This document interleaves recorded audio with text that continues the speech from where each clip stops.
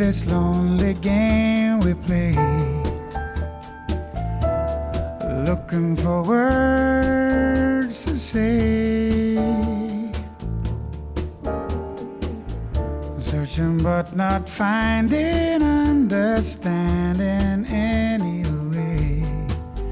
We're lost in a masquerade,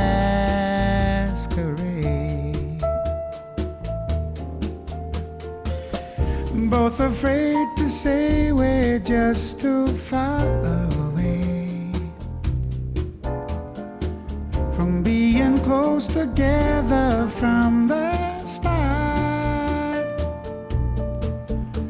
We try to talk it over, but the words got in the way. We're lost inside this lonely game we play, and thoughts of leaving disappear every time I see your eyes. No matter how hard I try to understand the reasons why we carry on this way, we're lost in a masquerade.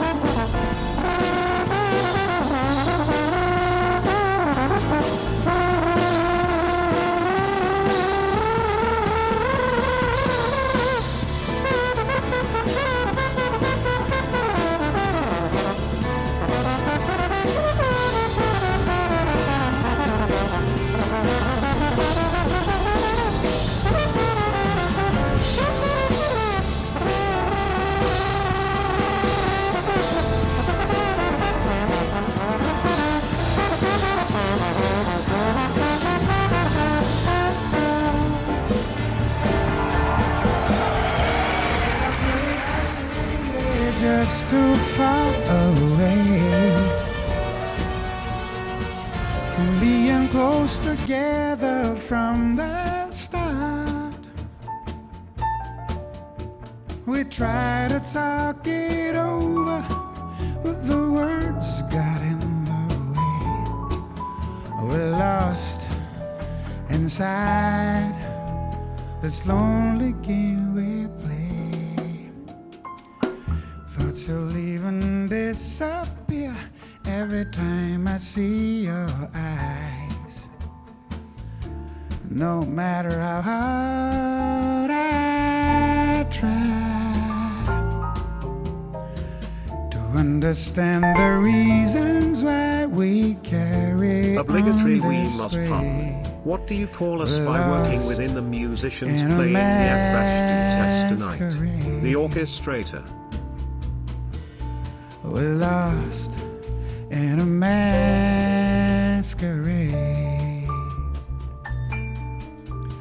We're lost in a masquerade.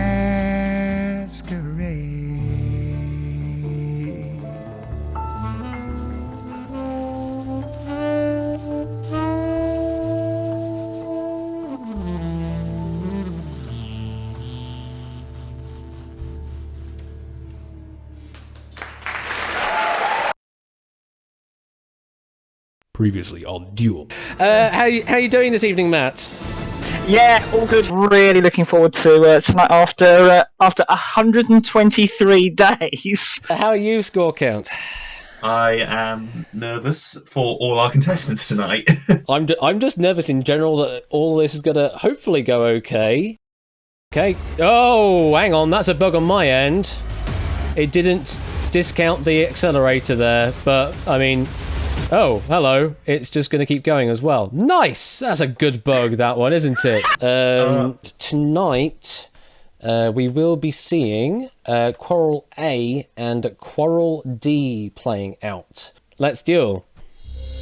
What punctuation mark is found in the titles of the first 2 studio albums by Britney Spears? Options are ellipsis, question mark, exclamation mark, comma. Ollie is in first. Ralph is in now.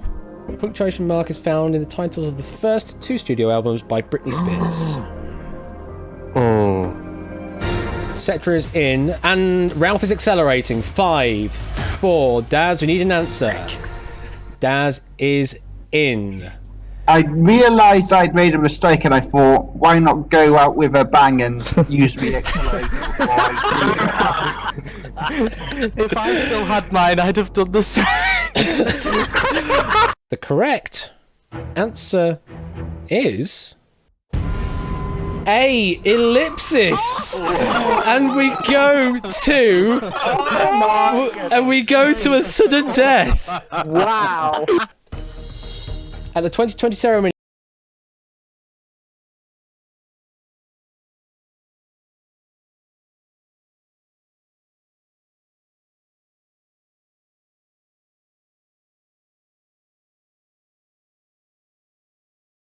for best commentary and toy awards out in damage last in, but now has the unenviable decision of how many chips to play.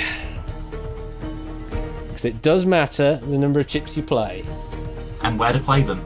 And where to play them, obviously. You have to cover the right answer at the very least. Yep. I was about to say you have 30 seconds left, but you did just lock in before the 30 seconds came up. It is A, the Annie Awards, and Ralph is the victor of this quarrel. On a standard dartboard, what number is on the opposite side of 20? Options are 24. 19, 1, 17, or 3. The correct answer is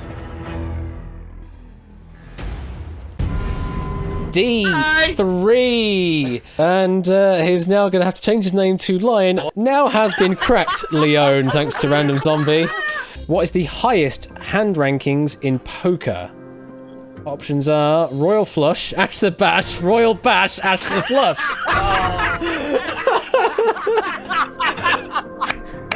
We got this question.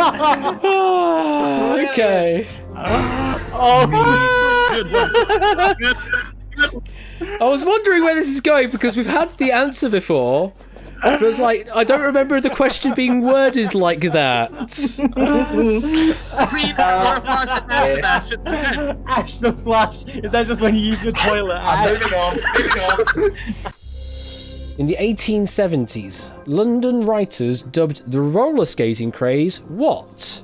If the answer is C or D, then we all continue on. If the answer is A or B, we lose Kirill on this question.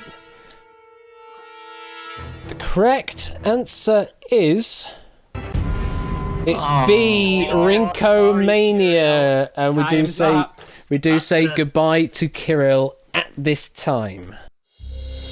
Which of these music videos has the highest views on YouTube?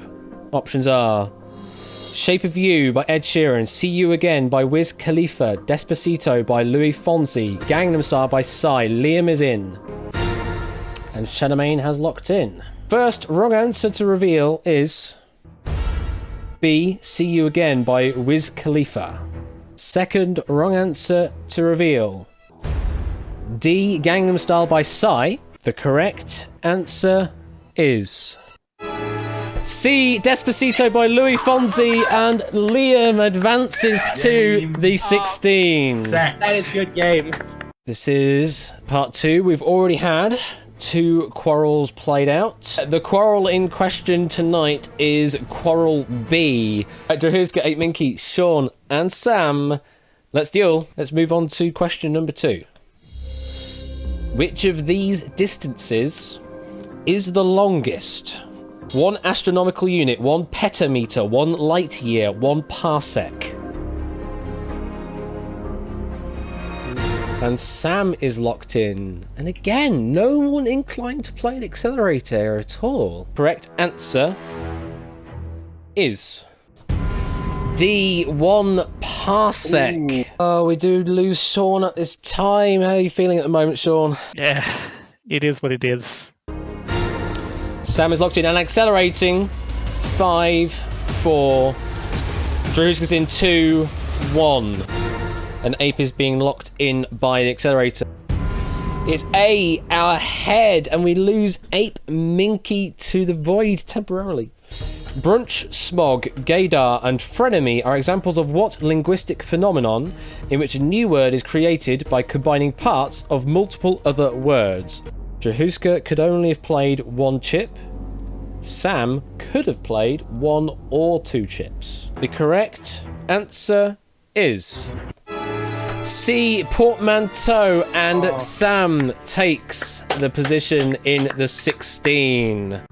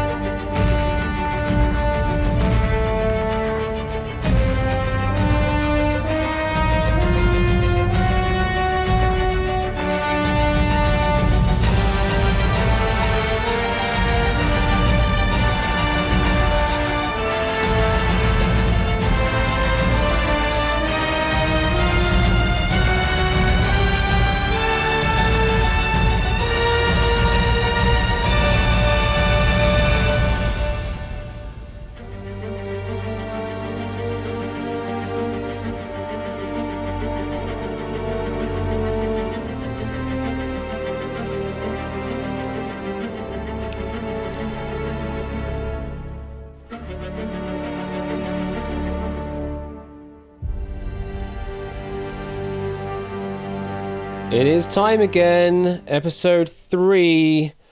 Welcome to Duel, season 3, episode 3. Play the background music that I can't hear. PC, why are you taking forever accessing the hard drive? Hello! While the hard drive decides it's going to take forever to load the audio file open, I will say hello to everybody in chat. Hello there, Dupless. Hello, Shadowmane. Hello, Tipster, Egg Fried, Cetra, Cookie Monkey, Minky, Shadowmane. Hello, happy Valen Duels Day. Absolutely. How hard is the hard drive? It's apparently just failing all over. Hello, JSAC, Connor, Samster, Harry, Drahuska. It's just failing completely, which is really interesting, which is kind of what happened to that video, if you noticed, why it just decided to stutter. At least for me, it seemed to stutter. Let me just try dropping the file back in again. And yeah, VLC's just having none of it. Well then, let's see if the Windows Media Player has anything to do with it. No. No, it does not. Oh, there we go. There it is. We're all fine. We're playing the music now. Technical difficulties are apparent. Right to the dueling arena, with but only a pen and piece of paper. He then proceeded to draw his weapon. Thank you very much for the 100 bits. Basically the same as you said before, apart from elusive weapon you said before. So thank you for the 200 bits in total. Thank you for all the 99 bits from Remus as well, and another 100 bits actually from yourself, Egg, earlier as well, and Kaz for 800 bits. Greatly appreciated. And of course all the hosts, always helpful. The music's getting a bit loud for me, so I'm going to turn it down a little. As always, I do have with me the other two wise men in the commentary box. They are, of course, Matt the Ref and Scorecount. Good evening! Good evening! Hello. And hopefully stream can hear you. Hello, Matt. Scorecount, how are you feeling this evening? You made it! I'm down a wallet, but otherwise I'm good. You're down a wallet? What? Yeah. Oh no, that's not good to hear. What's it?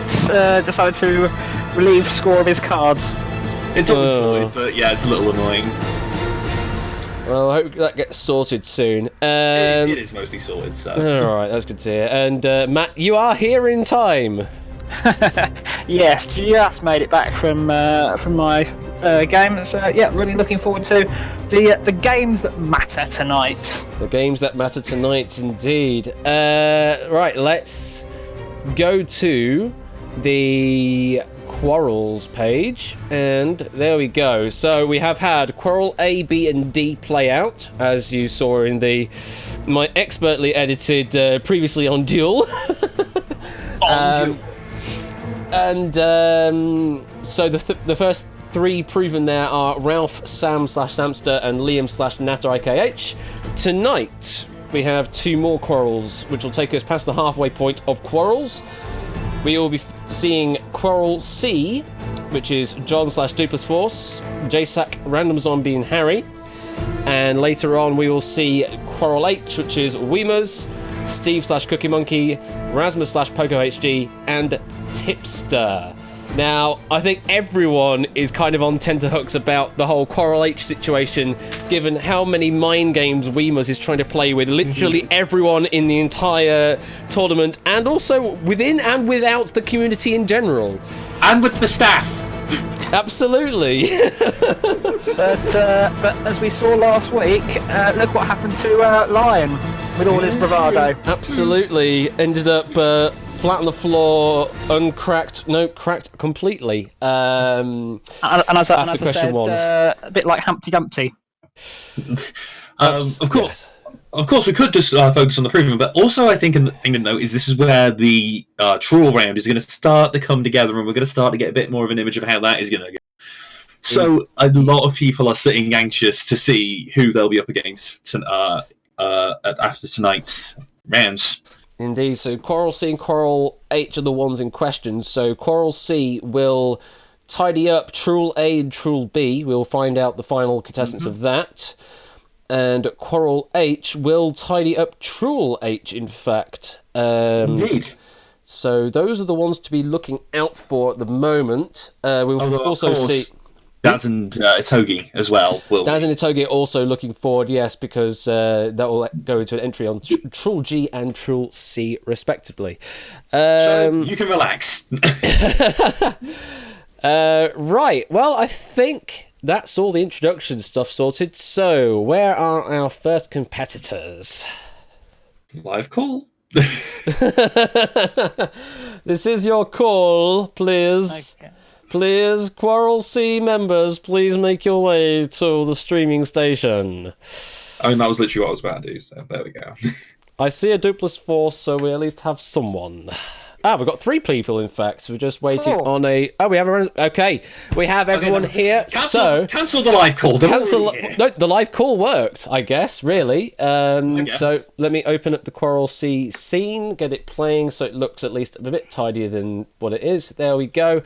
And Squawkout, take it away. Let's introduce the contestants. Indeed, and playing from the blue corridor today, I don't know why I'm still calling them the corridors, but hey, we have John, aka Dupless Force, a 20-year-old New Yorker, and a newcomer to the duel arena. Hello. How are you today? Can you hear me okay? I think we can hear you. Yeah, we can hear you. I'm doing good. A little stressed.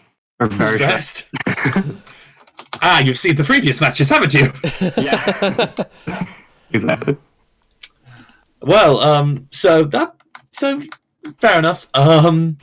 So you're not exactly a stranger to the game show community. In fact, you've hosted other things yourself, haven't you? That's true. I've done some versions of Survivor and The Genius over on Facebook. Fair enough. Fun. Yeah, no, definitely. And I think that has probably inspired some of your competitiveness. Is that fair to say? Yeah, I would think so. I would say I played a bunch too, as well as hosting, so I definitely get some competitiveness from that. You'd like to beat the Uncrackables most of all.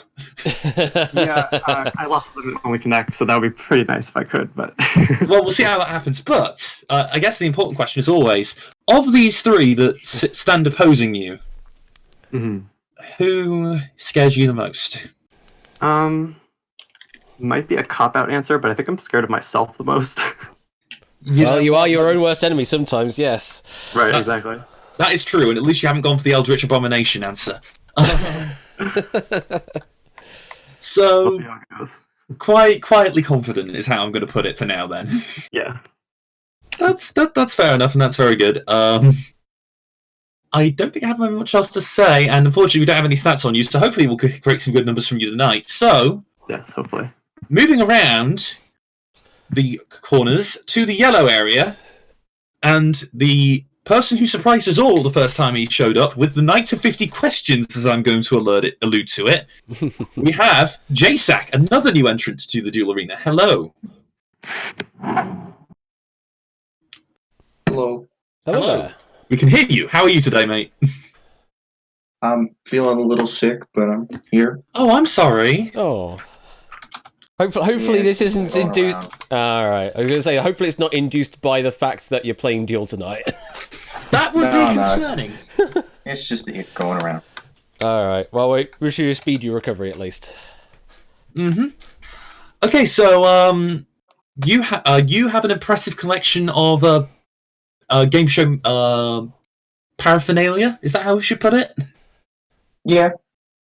How impressive? Well, I got a blue ribbon at the fair for it, so I mean, it's somewhat impressive. So I mean, impressive enough to get noticed. Yeah. And I notice in your any last words sort of section of the form, you have simply written "doot." Yes. Absolutely. Let's see some doots in chat. Yeah. So as I said though, the first time that a lot of us kind of saw you would be that when you came in for 1 vs 100 and made the stream about an hour longer than it would have been. Yeah. It was. So safe to say that I think you could be an interesting competitor. But again, of the 3 that stand opposing you, who do you think is going to be your biggest enemy? don't even know. You don't know?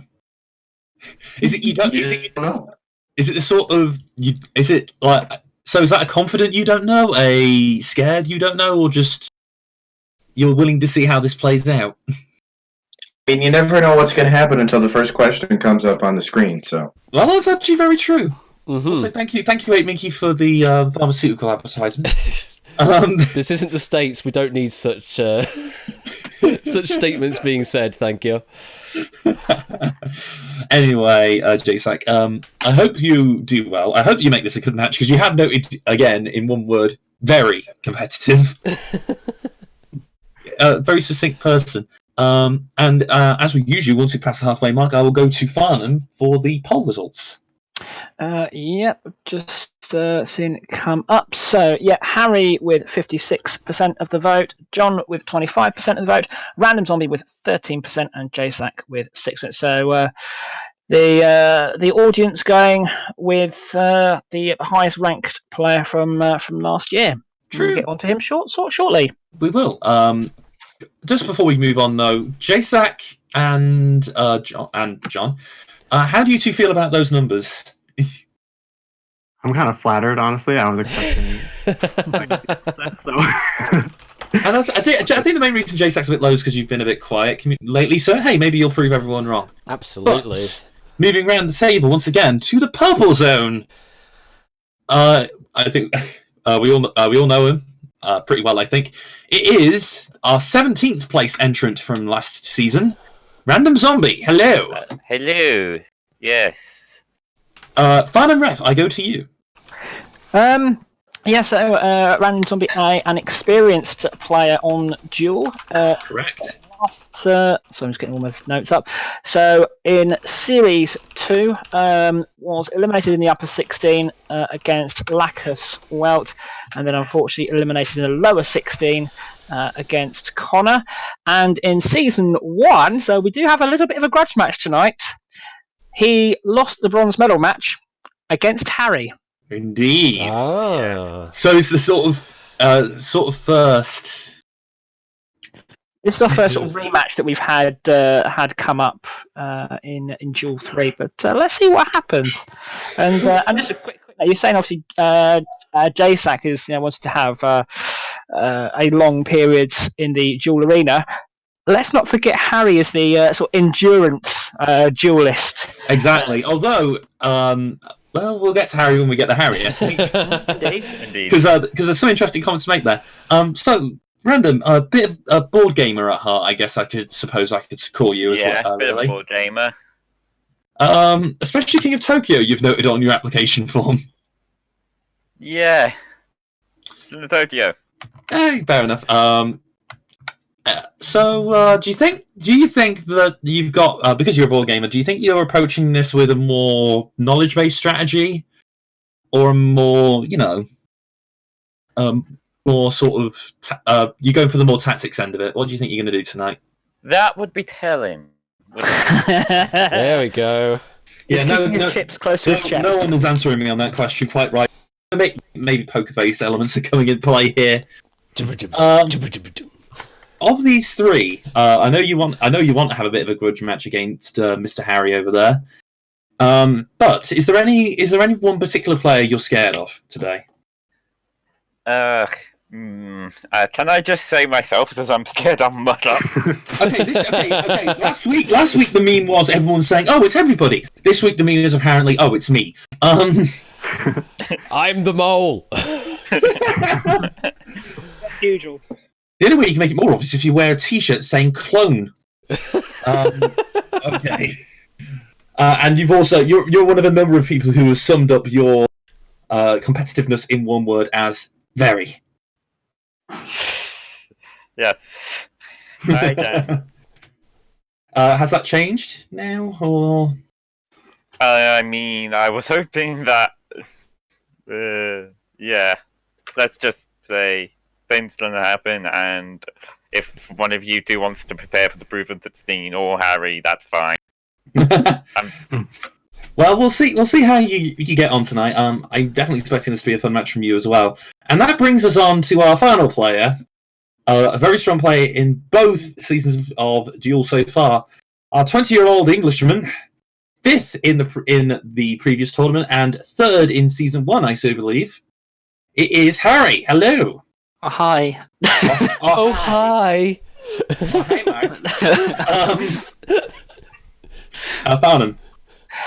Yeah, so Harry, very experienced in the duel arena, winning the bronze medal match against Random Zombie in Series 1, as we've already mentioned, and then had a really good run in Series 2. Lost, unfortunately, against Royal Flush in the upper 16, which was a bit of a shock, but then had a superb run all the way through the lower round, beating Talcott in the lower 16, beating Dan Peake in the lower quarterfinal, then Cetra in quarterfinal 2. Nato IKH in the lower semi-final 1 before losing out on sudden death against Tipster in the lower second semi-final. And Harry does hold the record from last year in terms of endurance duels that we mentioned. In his lower semi-final, he and Tipster encountered 28 questions over a duel that took an hour and 28 minutes to complete. We might be here a while, folks. But these are The timekeeping quarrels. has changed somewhat this year, so that record won't be broken unless we are here until probably tomorrow morning, UK time. This isn't Duel Season 1. Buckle up. So speaking of Tipster, you have noted that you do enjoy playing Tipster. I do. Yeah, so we'll see if you manage to get... I don't think that's going to happen for a while, but we'll see if you two can manage to get it to happen. Yeah, I mean, we can't face in a truel, I don't think. No, it's not until at the very least... So it would have to be a duel, but that's how I like it. Good. Can you boast to all your other players in Finnish for me? Mun suomia on paska. You know what? Okay. Yes. I can No, make. it's not. Luckily, I don't have the tag on, so. Oh, we don't. That was lucky. So yeah, you are learning Finnish as well as final year university maths. Yes, I am indeed. Indeed. Of these three that surround you, despite the fact that there was a lot of faith in you from the audience, who bit do you fear? I don't fear people. I fear whoever writes the questions. To be honest, You fear the question team. I fear the questions. Yes, if there's music, I'm basically dead. I imagine. Well, to be fair, we've had like all the music questions so far have been terrible. Oops. Ooh. Can you stop nicking my jokes, please? No. Wow. That was just okay. And you put your competitivity as quite. Has that changed? Are you feeling more competitive now you're sat down, or? No, I feel about the same. I'd like to win. I'd like to get as far as possible. But Fair enough. It's not the end of the world. Okay, well, in that case, I think everyone. Unless I don't win, in which case it is the end of the world. Well, I mean, it's not. It's halfway. It's halfway to the end of the world. You're on the highway to the. You're on the highway to the danger zone. Oh, sorry. Rob, No, sorry. we can't say that. No, that's not. No. Royal Flush has got a trademark on that. We can't say that. So, John, J-Sack, Random Zari, Harry. Are we on the motorway to the danger zone?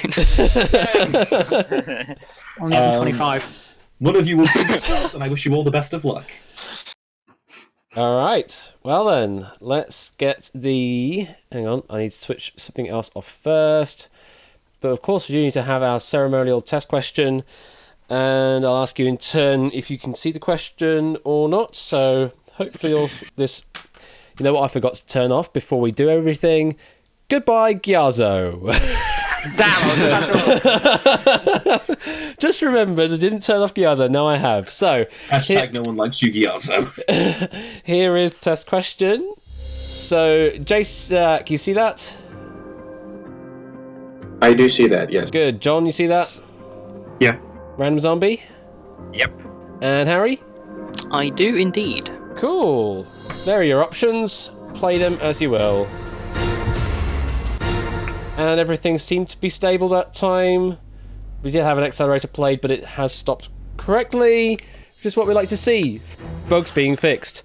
And surprisingly, everyone getting it right. Harry using all 4 chips in the process. I wasn't sure, you know. Clearly, Clearly a trick question. Clearly, the song was what is finish the name of this song? Summer of.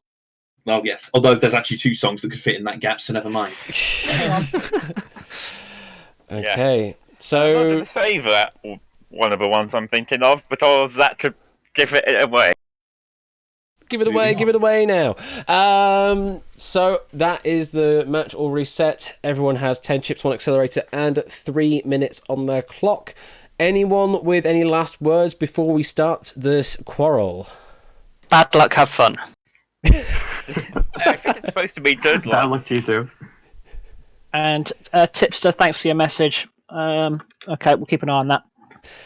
All right. If all 4 of you are ready, let me press the button and let's duel.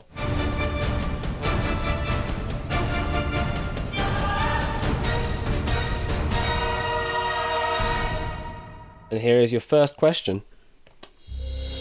In the twist of separation you excelled at being free is a line from which Take That song.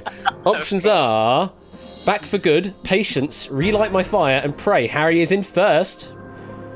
He did say at the beginning music questions, not maybe his forte. JSAC is in, but Harry was in first. In the twist of separation, you excelled at being free. Random Zombies locked in, and so is John. Everyone is locked in, and we've not seen an accelerator on the opening question. So, how many accelerators do we get, by the way? Sorry. 1 each. 1. Okay, cool. Yeah, you have 1 accelerator at your disposal. Harry, you locked in first. How many chips did you put down? That would be telling, wouldn't it? Unless they can see. It would be telling. I'm just going to reveal it. You put down 1 chip. I did. It kind of surprised me, actually. You're saying your music question is probably not going to be your forte, but you put down a 1 chip, very confident answer. You happy with that? I do believe this is one of my mum's favourite songs, so I hope I'm right on this. Okay, so maybe, yeah. The inheritance is in the balance. On this Valentine's Day. Oh, God. I should have put down 1 more. Just to be safe. I think I'm right. But you think you're right. Well, JSAC seems to be equally as confident as well. You happy with it? Back for good? JSAC, you're on mute. I think he's manually muting. I'm cutting in and out and everything. I can't hear. Okay. Yeah, we can hear you now. But yeah, back for good. You seem to be confident with that? I am pretty confident, yeah. All right. John, covered all the answers. Not so confident, I guess, then? Not at all. I've never heard of Take That, so there's a total. Never heard of Take That? Well, you're going to have to do a bit of research before your next quarrel, or truel, or duel, or whatever. Quick, you might Take That songs. But you are through the question no matter what, but you will lose 3 chips in the process. Random Zombie, in the same situation, covered all the answers. Will be through on the question, but will lose 3 chips in the process. Random Zombie, you not confident on an answer? Couldn't put for 1? Now I think about it, it's probably not going to be C, but Back for Good, why would it relate to Back for Good? I honestly think A now. I'm honestly second guessing myself and thinking it might not be C or A, which is good if it's not. Well, I mean, if it isn't A, then that means we will be losing JSAC and Harry on the first question. Which will also mean that we're going to the... Yeah, we'll have to do some other special rules will apply in that situation, which we'll describe later. Thank you for the host, I believe. Yep, host from Awesome Quintuple 9, thank you. So yeah, that's the situation if the answer is anything other than A. But if the answer is A, then everyone is through. Correct answer is... A, Back for Good. My inheritance. my 10p is my 10p safe. And everyone is safe. I celebrated glory, but that was not to be. In the twist of separation, you excelled at being free. Can't you find a little room inside for me? Cool. Thank you very much for that. Score count. Second verse, back stanza. Matt, situation after that first question. Yeah, we've already got two slightly different gameplays panning out. J-Sack and Harry very quickly answering. 1 chip, both have 10 chips left in their stack. John and Random Zombie just taking their time, but using all 4 chips. So John and Random Zombie, 7 chips each. J-Sack and Harry, full stack. Times, John 239, J-Sack 253, Random 240, and Harry 257. And all the accelerators still intact. We haven't had anyone use an early accelerator so far in these quarrels. Well, they're going to keep on hold on, I guess, until such time it makes sense. Here comes question number 2. The okapi is native only to what continent? Options are Europe, Australia, Africa, South America. The okapi. We have a lock-in from JSAC and John.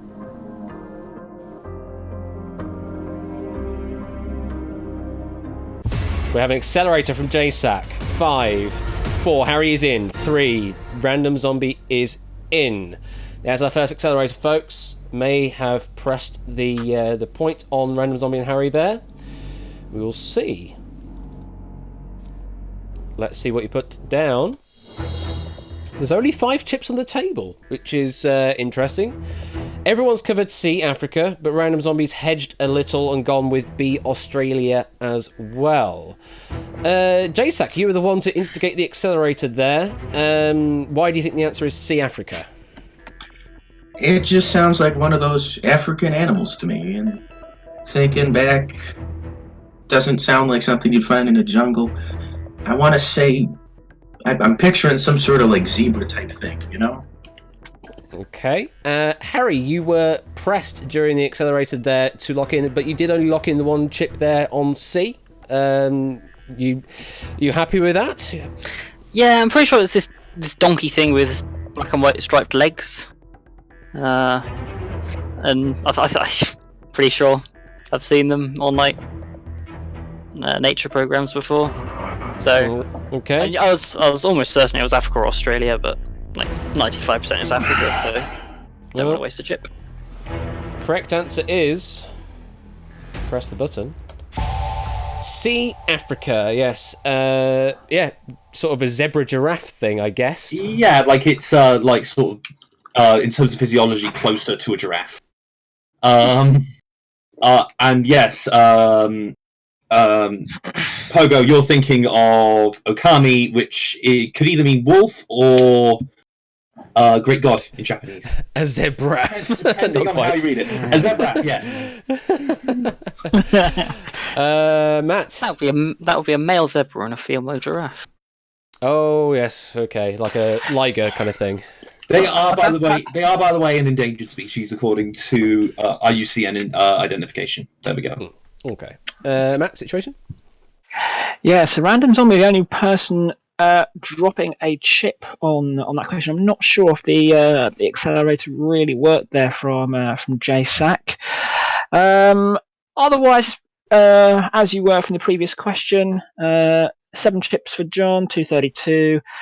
JSAC still the full stack, 247. Random Zombie, 6 chips, 221. And Harry, full stack, 2 minutes 40. John, Random Zombie, and Harry all have their accelerators intact. We have everyone still intact as we now go into question 3, which is a huge relief for. Yeah, that's good. Yes. Here we go. Question 3. Which of these is a child of Jacob Rees-Mogg? Politics. Hashtag save the Okapi.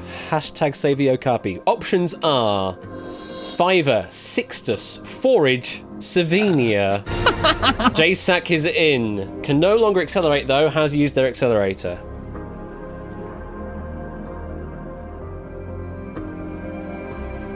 We've got a lock in from Harry.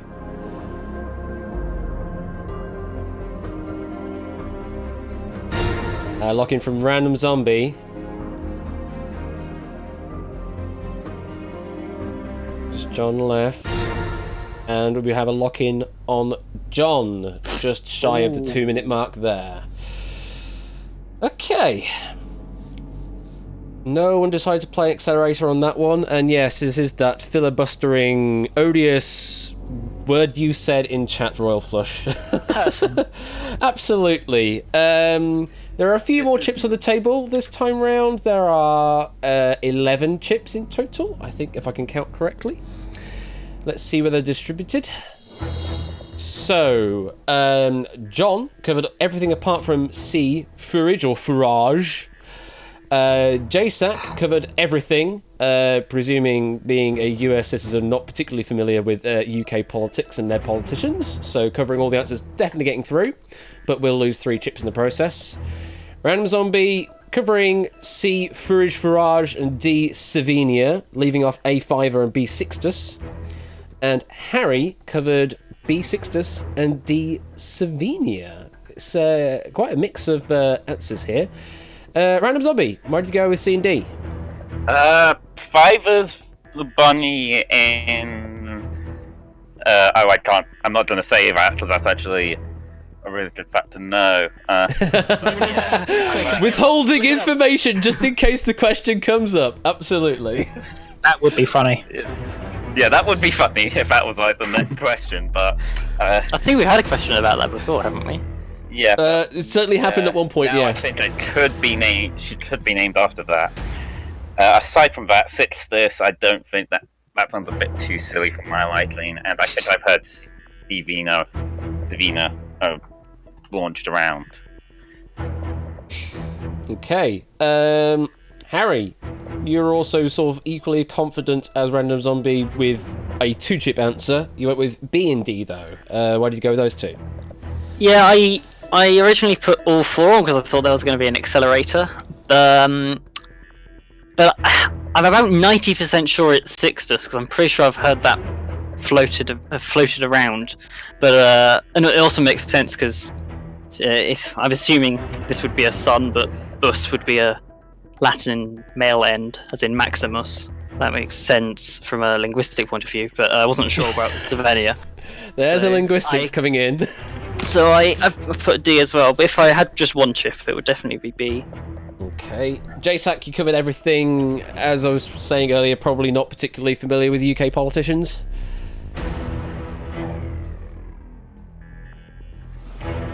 JSAC? You're muted again, mate. We'll come back to JSAC. John, you covered everything apart from C, Fourage, Fourage. I guess also, equally as not confident. Yeah, not at all. I just wanted to save a chip, so Barrage or whatever just seemed like the least likely to be an actual name. Okay. Are you with us, JSAC? Yes, you are. So yeah. you covered all the answers. I'm guessing just not particularly confident with UK politics. I'm not confident in UK politics. I mean, looking at it now, I probably could have eliminated A and C. Fiver, I think, is like a banknote, and Forage just sounds stupid, so... All right. Well, you could argue they're all stupid names. Potentially, yes. Potentially so. So, JSAC, you're definitely through, so there's no tension required for you, but I am going to reveal some answers that are wrong first, because I can. Ooh.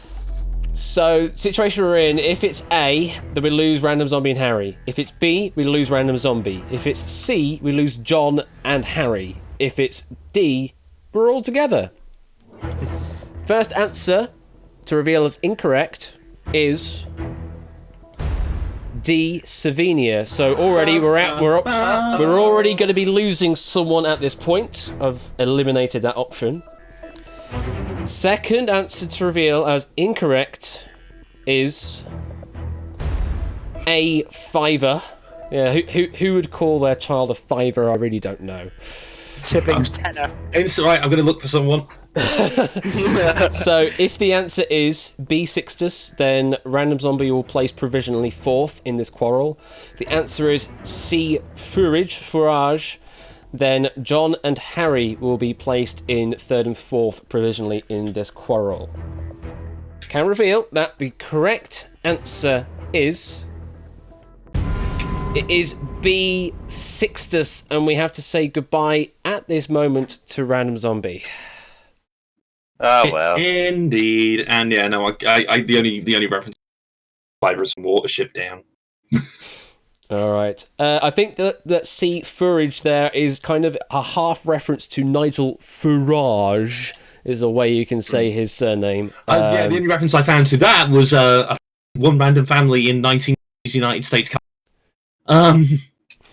But yeah, so there we go. Sixtus was the right answer. Again, why would someone name their child in this modern age Sixtus? I don't know. Maybe they're just going to use old Latin names, I guess. Because he's from the 1800s.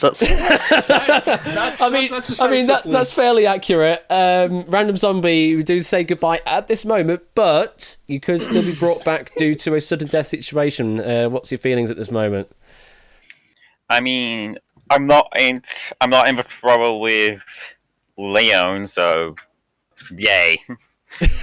I mean, no one's in the quarrel with Liam. Liam's qualified. Absolutely. Okay. To the remaining players then, John, J-Sack and Harry. Oh, it's almost like 3 J's, but I don't know about the logic about... Sorry for ruining it. I'll get myself out. I don't know about the logic of naming your children after like random after numbers, because that just makes it sound like you're in a Professor Layton game. How many children does he have? Yes, my brother's 6 and 7, and my sister's 3. How many? What number am I? Yes, but actually no. 7. So maybe could have been the 6th child. Who knows? Anyway, we'll leave it at that. Matt, what's our situation? Yeah, so Random Zombie unfortunately eliminated on that question. It's still relatively close. John and Harry still with their accelerators. Harry has the chip and the time advantage. 9 chips and 2:25 on the clock. No, sorry, my brain's... J-Sack has the time advantage, I do apologise. 2:42 on his clock and 7 chips remaining. John, 5 chips, 2:01, but not over yet. Let's see what question number 4 is going to bring up. All right, question number 4, here it comes. Hopefully something less controversial. Where is the Sheikh Zayed Grand Mosque? Ooh. Options I can't are... even make a joke about how controversial that one is. Riyadh, Muscat, Abu Dhabi, Dubai. John is in and accelerating. 5, 4, 3. J-Sack is in. 2, 1. Harry is in just ahead of the accelerator lock-in. Very confident answer from John, clearly pressing to try and force an error on his competitors. Let's see what happened. Did force J-Sack to put all the 4 chips down. However, Harry, the veteran that he is, clearly the accelerator is just like, yeah, just 7 seconds, a casual 7 seconds, and put down just 1 chip on C, Abu Dhabi. So, Harry, we'll go to you first. Why do you go with C? I just think I know this. Just think you know this, all right? Okay. I was just debating whether I wanted to put Dubai, but it doesn't seem like it. Didn't seem like it was correct, so no. Okay. J-Sack, you were forced to put down all the chips, it would seem, from John. Now that you've got a bit more time to think about it, what would you sort of plump for if you had 1 chip?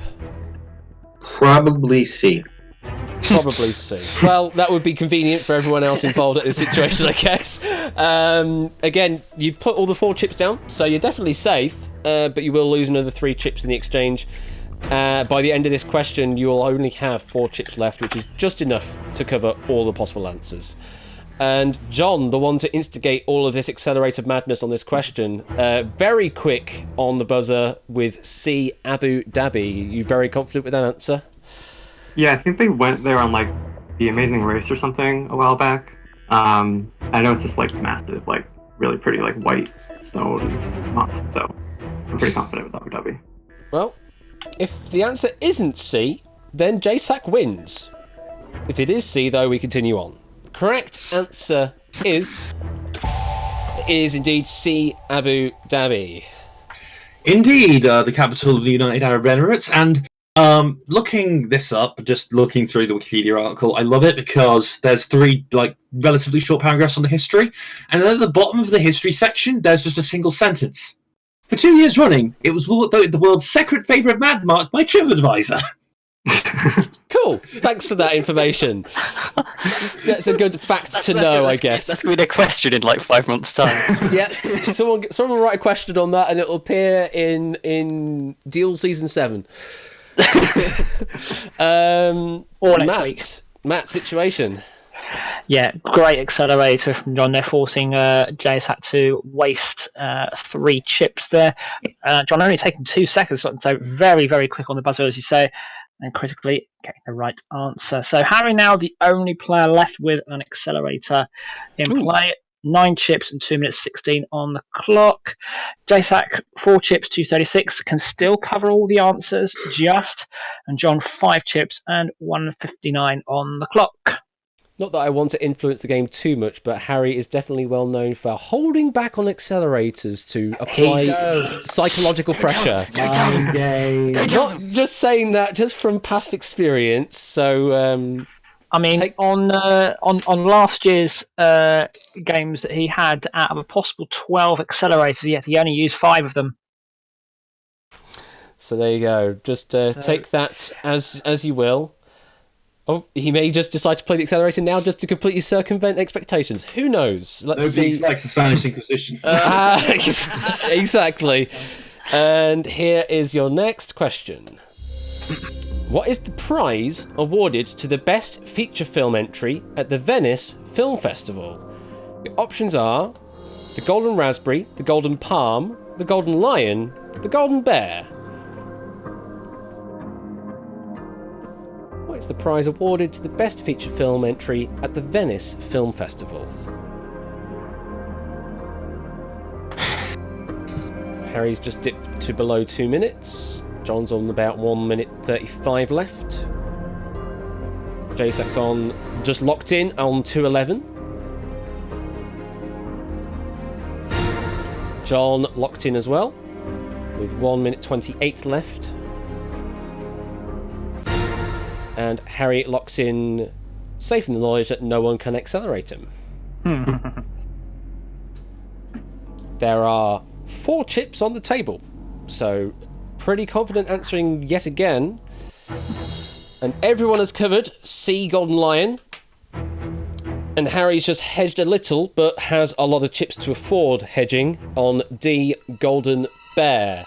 JSAC, why did you go with just C, Golden Lion? Well, obviously, I didn't want to spread myself too far with all my chips. Mm-hmm. And Golden Lion, it sounded familiar. I remember they were talking about all the awards won by, I want to say, what film was it? I want to say it was Joker this year. And they were talking the Golden Globe this and this, that, and all that, and the Golden Lion. And that's what was sticking in my head. Okay. And John, equally as confident. Again, just C, Golden Lion. What was your thought process behind that? I was between B and C for a bit. Golden Raspberry, I think it's like the Joke Award or something, I forget. And the Golden Bear just didn't sound right. I don't think Venice has any connection to bears.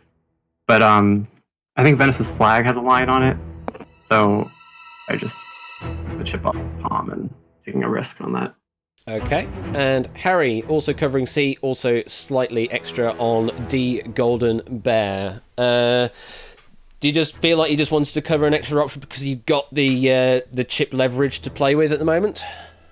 No, I just didn't really know, but the Raspberry just reminds me of the Raspberry Awards with Halle Berry and Catwoman. So I didn't think they would have Golden Raspberry when they've already got a Raspberry Award. That doesn't make any sense. Palms, I don't know how that would connect to Italy at all, and then I don't know what. So I don't know how lions and bears would, but I think it's more likely than like palm trees in Italy to have like lions and bears, because Rome kind of like went across the Roman Empire was across a large amount of the globe, so they would have known about all these animals, but I don't know why they would have palm trees. So I kind of just decided to go for an animal, but didn't know which one. Okay, well, if the answer is D, Golden Bear, then Harry wins. If it's A or B, then we go to sudden death and we say hello again to Random Zombie. If it's C, Golden Lion, then we continue on. Correct answer is... It is C, Golden Lion. Indeed, the Golden Lion is Venice. The Golden Palm is better known as the Palm d'Or, Cannes. And the Golden Bear, or Golden Bear Bar, is Berlin. And of course, the Golden Raspberry is the satirical award that is held the day before the Oscars for the worst films ever made. There we go. What's that done, Matt? Not really much change. Harry, the only player dropping a chip there, but also dropping a fair bit of time there, 37 seconds to get that question answered. Harry, still 8 chips, still 139 on the clock, and that accelerator. John, 5 chips, 128, and JSAC, 4 chips, 211. Okay. John's now into the second half of his time. Harry soon to follow. JSAC's got a pretty decent, comfortable timer lead there to have a bit more of a thought. But Harry is the one with the accelerator. Yeah, he's got about a 43-second lead from John through to JSAC. So JSAC has the time to use. Obviously, Harry has the chips and the accelerator advantage. Yes, well, flush. I am Everyone's acknowledging that I am the Osmond. The Osmonding, yes. All right, here comes your next question. What was the name of the 19-year-old who was arrested in 2015 for trespassing at a brewery bearing a name remarkably similar to his own? Options are Budweiser, Carl Ing, Sam Miguel, John Smith. Harry is in. I'll let you guys think about this one. Harry emanating some confidence there. John is locked in now. JSAC the one with the time to think, though.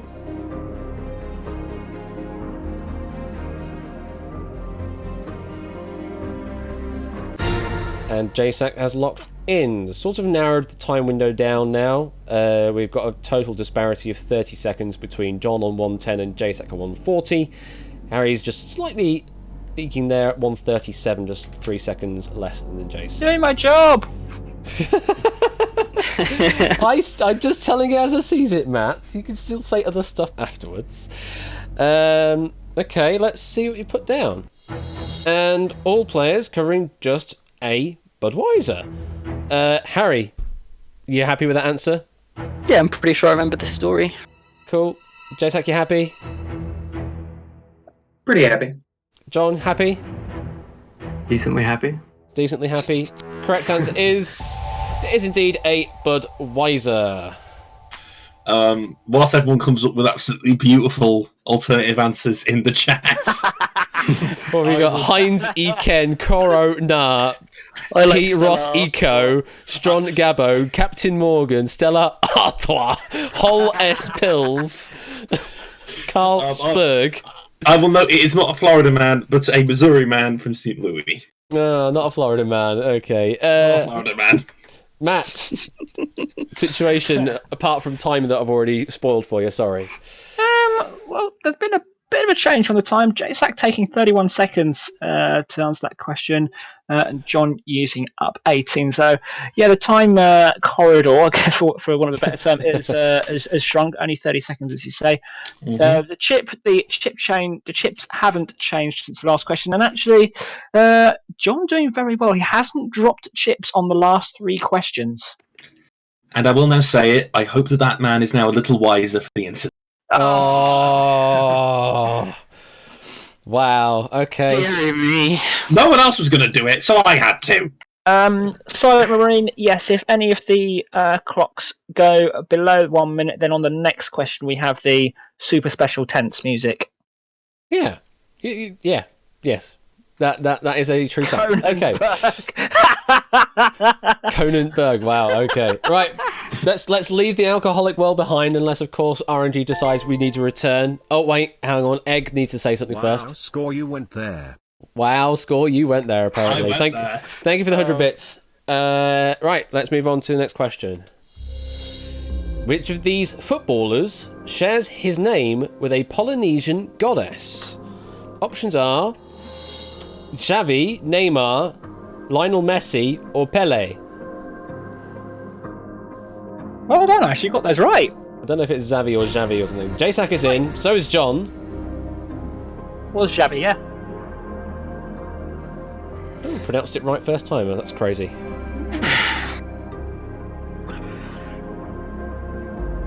Harry's having a bit of a think, knowing they definitely can't be accelerated against. And there is the lock-in. 4 chips on the table once again. Let's see what they've played. Everyone's covered D Pele, and Harry once again with the chip advantage, just hedging a little on A Xavi. JSAC, I think you were the first to lock in. You pretty confident the answer is D Pele? Pretty confident. And John, you were swiftly after, also with just D Pele. Pretty happy with that? Yeah, pretty happy. Harry, you covered A and D, just not so certain? Yeah, my first thought was Pele, but I don't know. I'm a bit annoyed because I wasted time and a chip, if this is correct. But I wasn't sure about Xavi. But oh well. No. No, not that at all. No. No, she who shapes the land. The correct answer is D Pele. Yeah. Also Hawaiian voodoo goddess as well. Oh, interesting. I think, if I'm reading this correctly. Get your facts straight before reading them out. We don't want to be spreading some fake news out here now, all right? Matt, we've dipped under the minute mark. Yep, so starting to get tense now. 59.1 seconds left for John, 90 seconds for JSAC, and 67 for Harry. Harry losing 30 seconds and, critically, a chip. You see, you thought it was Pele, but that's one chip that you probably couldn't afford to lose as we're starting to get towards the crunch time now. Yep, chipping away at the chips. Although no one's in the danger zone. Yet. TM. Oh! Are you ready? Ben, we apologise for any copyright infringement. No one's in the redacted. Here comes the next question. According to Guinness World Records, what is the greatest height ever jumped by a pig?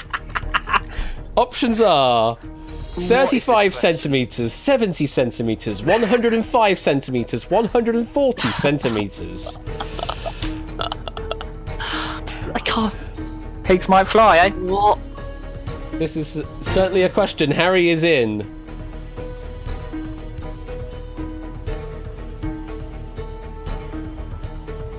John is in. Just JSAC left. JSAC with the lock-in. So yeah, we turn from Polynesian goddesses to the greatest height ever jumped by a pig, according to Guinness World Records. It's you see it all here on Quiz Night. There are a total of 9 chips on the table. So if everyone is through, we will be losing 6 of those 9 chips. Let's see what is the chip situation. Where are they placed? So, JSAC covering all of the options with the remaining chips they've got. So they're definitely through again. However, we'll be left with a single chip to play with. John, in a slightly better situation, covered 3 out of the 4. Just thinking, no way a pig could jump 140 centimetres high. And so left 1 chip off there, and we'll be left with 3 if they've covered the right answer. What is going on in chat? Harry covered... I am being viciously insulted. That's what's happening. I'm joking.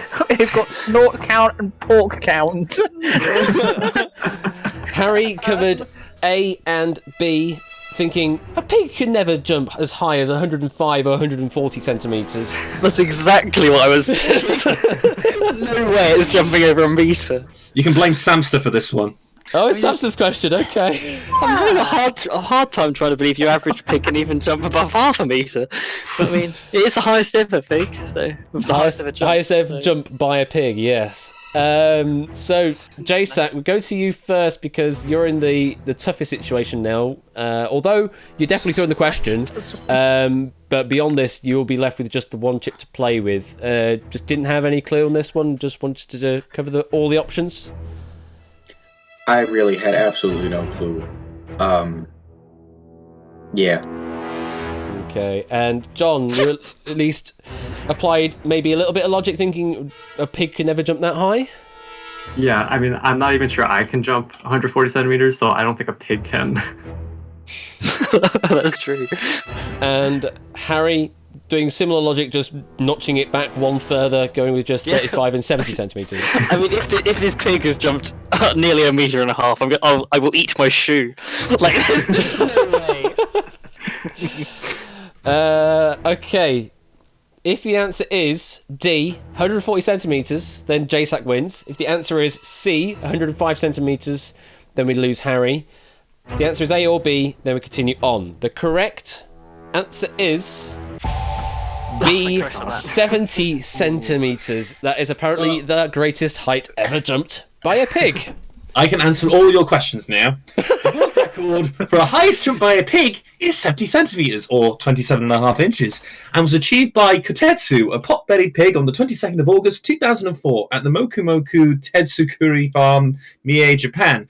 Of course it's Japan. Kotetsu was 18 months old when he achieved this record, and was trained by Makoto Ieki, which I can only think just almost it sounds like the Danganronpa protagonist. What is Ash doing?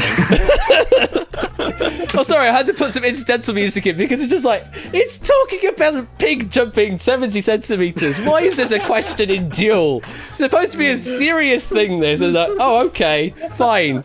We'll do that instead. Sounds like a Japanese game show. Which farm animal can jump the highest? It probably is something crazy like that. Okay, I'm going to fade that out. Farnham, what's our situation now after that interesting question? Interesting is putting it lightly, but JSAC, one chip. Any mistake from now on, he's out. John can't afford to cover all the answers. Only 3 chips left. Harry, 6 chips left.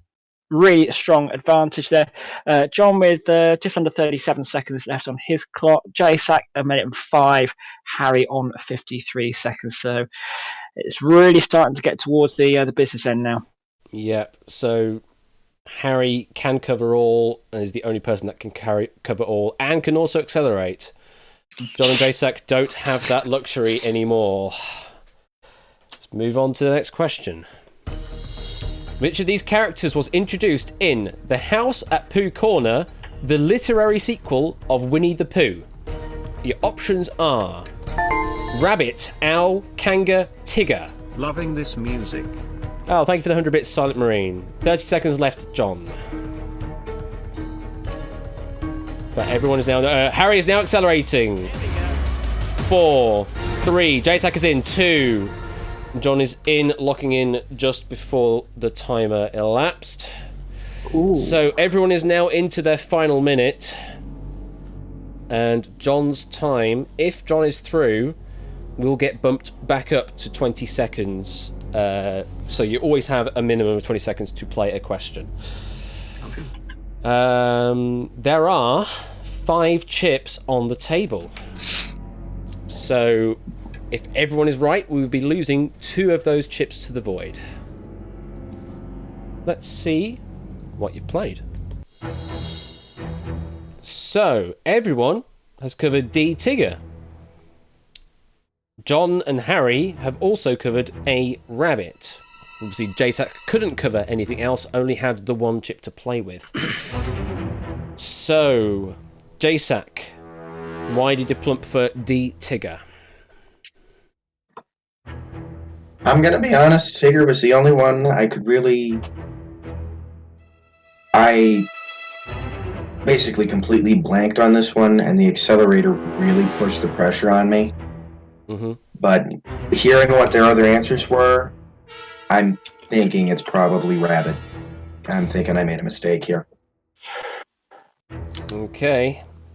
Harry, you were the one to instigate your accelerator. We actually saw you use an accelerator there. That's crazy. You went with Rabbit and Tigger. Why did you go with those two? Yeah, I'm pretty sure that Tigger wasn't in the first one. But I'm pretty sure he was like one of the main characters, so I thought he would be introduced fairly early. But if he's not in the first one, then it might be the second one. And then I kind of wanted to put one more down, but didn't want to put any more, so I put Rabbit down and accelerated, hoping that they might get it wrong. Trying to apply the pressure. Bit of a guess, but I want to be able to spread all 4, but I also want to be able to spread 2 at one point without going under 4. Sure. And John, you held back 1 chip at least in your reserve, went with A and D as well as Harry. Why did you go with that? Well, I felt like I had to cover D just because, I mean, that was really the only character that like I really recognized. And then I just wanted to save at least 1 chip, so tried to guess at another one just in case. Okay. Well, the situation is this. If the answer is A, Rabbit, then we will lose JSAC at this point and he'll be placed in provisional 3rd. If it's B or C, then we go to sudden death and we say hello to random zombie who we haven't spoken to in probably at least half an hour. How are you, zombie? Overrunning. What a surprise. I mean, I could come back again. This isn't the first time this has happened. If the answer is D, Tigger, then we continue on as we are. The correct answer is... I forgot I had that button. It is D, Tigger, and we're still continuing on. All 3 of the others were in the original. Fair enough. Yep. Except for Mr. T-I-double-G-R. So, Matt, business end now, isn't it? We're really starting to get towards crunch time now. John, only 2 chips will be on at 20 seconds when we start this next question. JSAC's still hanging on, 1 chip, 50 seconds remaining. And Harry, a really good use of the accelerator. I think it's probably caused John to lose that additional chip. Harry losing an additional chip himself, 42 seconds, 5 chips, no more accelerators. No pressure, guys. We're in no more accelerator territory now. So... Just 20 seconds, 2 chips. Got to get it right, mate. And of course, obviously, one thing we haven't really talked about much is obviously the tie break criteria. If we get more than 1 chips and time, it is going to matter. Here comes your next question. The band Duran Duran took their name from which 60s sci-fi film? Options are Planet of the Apes, The Day of the Triffids, Barbarella, 2001: A Space Odyssey. JSAC is in. Harry is in. John, you have 10 seconds. 5. Locked in. That's all you need is to make certain you have locked in time. Obviously, the timer will lock in for you. Right. There are 4 chips on the table. We will be losing 1 additional chip at the end of this question if everyone is right. Let's see what you've played. Again, everyone covering 1 common answer of C, Barbarella. John electing to use the final extra chip, covering B, The Day of the Triffids. JSAC, I think you locked in first. Why did you go with C, Barbarella? It's just one of those things. It popped in my mind. I don't know where I know it from. Maybe it was Jeopardy. Maybe it was somewhere. It's just one of those things I knew, and I locked.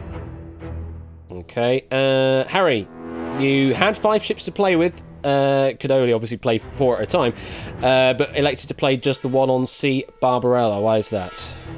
Yeah, it's just one of the things that I think I remember. Wasn't it like a mad doctor, mad scientist or something called Durand, and then they just removed the second D's on each of the things. I think that's where it comes from. But I don't know why I know that, but I think I do. I hope I do. You think you do? John, Using the last of your 2 chips there, B, David Triffid, C, Barbarella. Why did you cover those 2? I've honestly never seen any of these movies, and I also don't know the band Duran Duran, so just a total guess. What is your band knowledge? Says he who didn't think highly of his band knowledge originally. Or maybe it was a complete ruse. Maybe it was a complete ruse and a lie all along. Who knows? I've been brushing up now. So, situation is this. If the answer is B, the day of the Triffids, John wins. If the answer is A or D, then we open up to sudden death. If the answer is C, Barbarella, we still continue on. Correct answer is... Gonna press the button again. No. Don't like that sound. It is C, Barbarella, and we're still continuing on. I have nothing to say. You're perfectly correct. Dr. Durand. Why do I know that? Why do you know that? Who knows? These timers are looking nice and sort of symmetrical in a weird way, Matt. Nice and synchronised. Yes, 8 Minky spotted that. Just giving a little shout there. Mm-hmm. So John now in the same situation as JSAC. Just the 1 chip. Can't afford to cover any other answers. 1 mistake and you're out. John will have 20 seconds on his clock. JSAC, 40, just under 46 seconds. Harry, about 35 seconds. Harry still with a really good chip advantage. 6 chips available. Can more than afford to cover. 5 chips available. On a fair few questions. Yeah. No, sorry, yeah, 5 chips. Sorry. Yes. Yeah. This has turned into a marathon match, and I'm great to share it with all 43 of you. How many have we got? 43 viewers. Hello there, everyone lurking in chat and all that. You're more than welcome. This is Duel Season 3. And yeah, we're getting to the business end of this quarrel now. John, again, your time will get bumped back up to 20 seconds. And if you're all ready, here comes your next question. How many men have walked on the moon? Options are... the same as the number of zeros in 10 billion, the same as the number of Jesus' disciples, the same as the number you'd hate if you had triskaidekaphobia, the same as the number known as legs in bingo. John, you have 10 seconds. I'm sorry for this question. 5. John is locked in. Harry, you have 15 seconds. JSAC is locked in. 10 seconds, Harry. You are locked in. Everyone is locked in.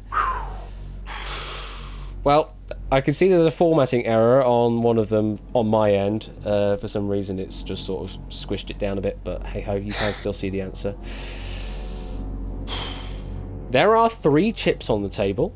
Obviously, John and Jason could only cover 1, so that gives you enough information to know what Harry's done. No spoilers in the chat, please, guys. And everyone has covered the same answer. Lovely. So we're all going down together, or we're all continuing on.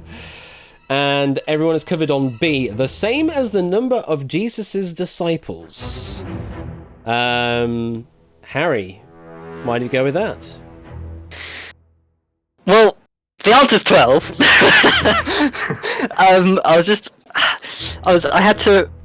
I know very little about the inner workings of religion, because I have nothing to do with it, so to speak. I couldn't remember whether Jesus had 10 or 12 disciples, so I had to work out what all the others were. So 10 billion is... that's 9, right? Yeah, 9. Well, okay, actually, no. I know, it can't be 12. There we go, so it can't be 12. Triskaidekaphobia. Triskaideka is either Old Greek or Current Greek for 13. There he is with the linguistics again. And legs, I'm assuming, is 11. So I went B. Because I'm pretty sure there's 12 people who've walked on the moon. John, you happy with that kind of description from Harry? Yeah, I knew it was 12 too, so it's just a matter of figuring out what everything was and then picking the right one. And JSAC, you happy with everything that's been said so far? Yeah. Cool. Well, if the answer isn't B, then hello, random zombie. But everyone seems confident that it is B, despite taking it such a long time to read the question out. Correct answer is, it is B, the same as the number of Jesus' disciples. Thank you again for stealing my job, Harry. Sorry. In short form, the number of zeros in 10 billion would be 10. Yeah. No, 10 billion is 10. Yeah, and in long form, it would be 13. 13, correct? Yes. Thank you. Okay. I have little else to say. So we got 2 time restarts on this one, Matt. Yeah. Close to 3. Close to 3. Both John and Harry are on 20 seconds. JSAC will be on 23.9. Harry still with the chip advantage. Okay. Question 12. Question 12. Pretty good going. So, yeah, as I say, John and Harry will get bumped back up to 20 seconds. JSAC, you've got a slight advantage. You've got another 3.9 seconds to think on the next question. No pressure, guys. Every second counts. Wrong show. Yeah, wrong show, yeah. Here is your next question. South Holland is the most populous province of what country? Is it Canada, Peru, Kenya, or the Netherlands? We've got 2 lock-ins already from Harry and JSAC and John. Okay. Let's see what we've gone with. Everyone going with D, the Netherlands. Is everyone happy with that? Yeah. Seems that way. Correct answer is...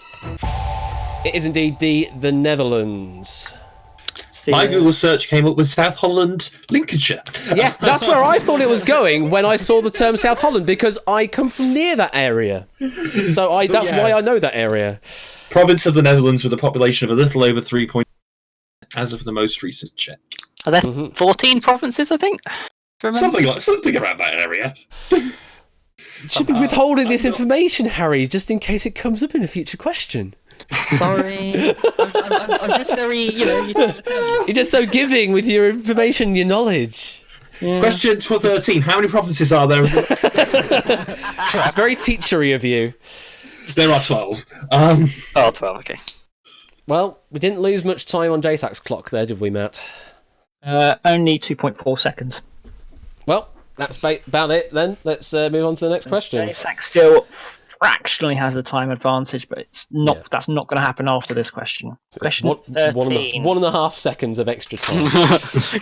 As you said, every second counts, I guess. But here is your next question. In a UK passport, how many pages does a standard passport hold? Ooh. Options are 30 pages, 34 pages, 42 pages, 50 pages. I didn't think it was any of these. 10 seconds, John. 10 seconds, JSAC. What? 5, 4, 3, 2, 1. Okay. Well, this is interesting. There are a lot of pages there, Monokuma. There's at least 30. Let's see what's going to drop. No, wrong game show. Well, the answer is one of these 2. Or maybe all 3 of them. So, there is a difference of opinion. And Harry now finally making use of that chip advantage. So Harry covering A, B and C, not thinking it could be 50 pages for a standard passport. JSAC went with A30, and John went with B34. Harry, why did you cover all apart from 50? Well, I thought it was 32. So I was a bit confused. But I think there's a standard and there's like a, I don't know what it's called, but it's like a big one, right? I think that has like, I thought it had 48, but maybe I'm wrong with that as well. So I didn't think it could be 50 if the standard one had more than the big one. That wouldn't make any sense. So I went for everything apart from 50. Okay. JSAC, you covered A30 pages. What was you thinking on that? I also thought it was 32. But I just realized my error. This was probably counting the cover, the front and back of the cover, which would make it 34, would it not? Ah. Oh. Well. We will find out. We will find out. Yes, we will. And who knows? John, you covered B34 pages. Why did you go with that? No reason at all. I just had no idea, so. With a third of a second left on the clock, you guess. Yeah. cutting it thin. Yeah. Very thin, 0.33 seconds thin. So, if the answer is C, 42 pages, Harry wins. If the answer is B, 34 pages, we will lose JSAC. If the answer is A, 30 pages, we will lose John. If the answer is D, 50 pages, then we say hello to Random Zombie and we go to some death. By the way, if I had one chip, I would have put it on 50. If you had one chip, you would play on 50. Interesting. Is 50 correct? Is 50 correct? The correct answer is... I hate that music. Here it comes. It's B, 34 pages. And we say goodbye at this present time to JSAC. 50 pages contained in the frequent traveller passport. That sentence really kind of got away from me. But yes, the standard version of the passport is 30. And yeah, and your reasoning there is sound in that technically they count sort of the inner pages. So when you go on to the passport pages and that is sort of like, yeah, you get a 32-page passport, but they don't count the extra bits of page that are necessary for your ID and that. Hence why on here it's listed as 34 pages rather than 32. Yeah, I probably shouldn't have put 30 down, but... My commiserations, JSAC. Yes, commiserations, JSAC. You fought a very valiant quarrel so far. I mean, it's still not quite over yet. Anything could still happen. What's your feelings at the moment, JSAC? I think if I had maybe 30 seconds, I probably would have figured it out. But it's the duel, game. and anything happens. Absolutely. Every second counts, as they say. Well, we'll leave you in provisional third for now, and we'll see if you come back later. Indeed. And Matt, what's our situation now? JSAC has done really, really well because basically since question 9, we're just coming up on question 14. Since question 9, he's only had one chip, so he's done really, really well to hold on. So credit to you. Harry, now 3 chips, can't cover all the answers. John is hanging on with that one solitary chip. You only need a chip in a chair, as we say, to win. Let's see what happens on question 14. Both players will have 20 seconds. Here is your question. A psychological phenomenon where a person or animal senses what someone wants them to do, the clever hands effect, is named after a German what that allegedly did arithmetic. Options are dog, horse, squirrel, turtle. John is in. Wow. John is in. Harry, you have 10 seconds. 5, 4, 3, 2, 1. Very interesting. Let's see what you've gone with. Both players covering B, horse. John was the first to lock in. Very confidently so, I might add. Are you really confident with that answer? Yeah, I think I might have heard of it in like my Psych 101 class or something with like conditioning, because apparently the horse would like tap its hoof or something like that in response to math questions. So I'm pretty confident. And Harry, I did note that you did have a chip also hovering over a dog, but elected to remove it at the last moment and left it with just B, horse. Why was that? I heard this. I heard something a lot. Let me start again. I have heard of the clever hands effect en passant, but the horse felt right, but I wasn't sure. And then I was like, I want as many chips as possible, so I took it off dog. And yeah, I don't know. The other two just seemed kind of ridiculous. So, well, if the answer is A, C, or D, jumping pig earlier. So that's true. If the answer is A, C, or D, then we welcome back JSAC and Random Zombie. If the answer is B, we continue on. Correct answer is B, horse. And As a matter of fact, from an investigation afterwards, it actually wasn't doing arithmetic. It was actually just being a very good psychologist by watching people's muscle tension and stopping tapping when the person released tension after the correct number of taps. Wow.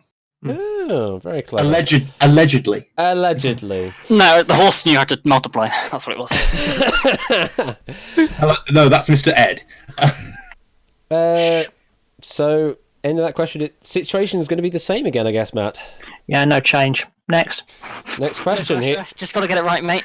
Just got to keep getting the right answers. Here's your next Just question. a guess. It's a 1 in 4. Remember that? Yeah. Well, Harry's got 3 and 4.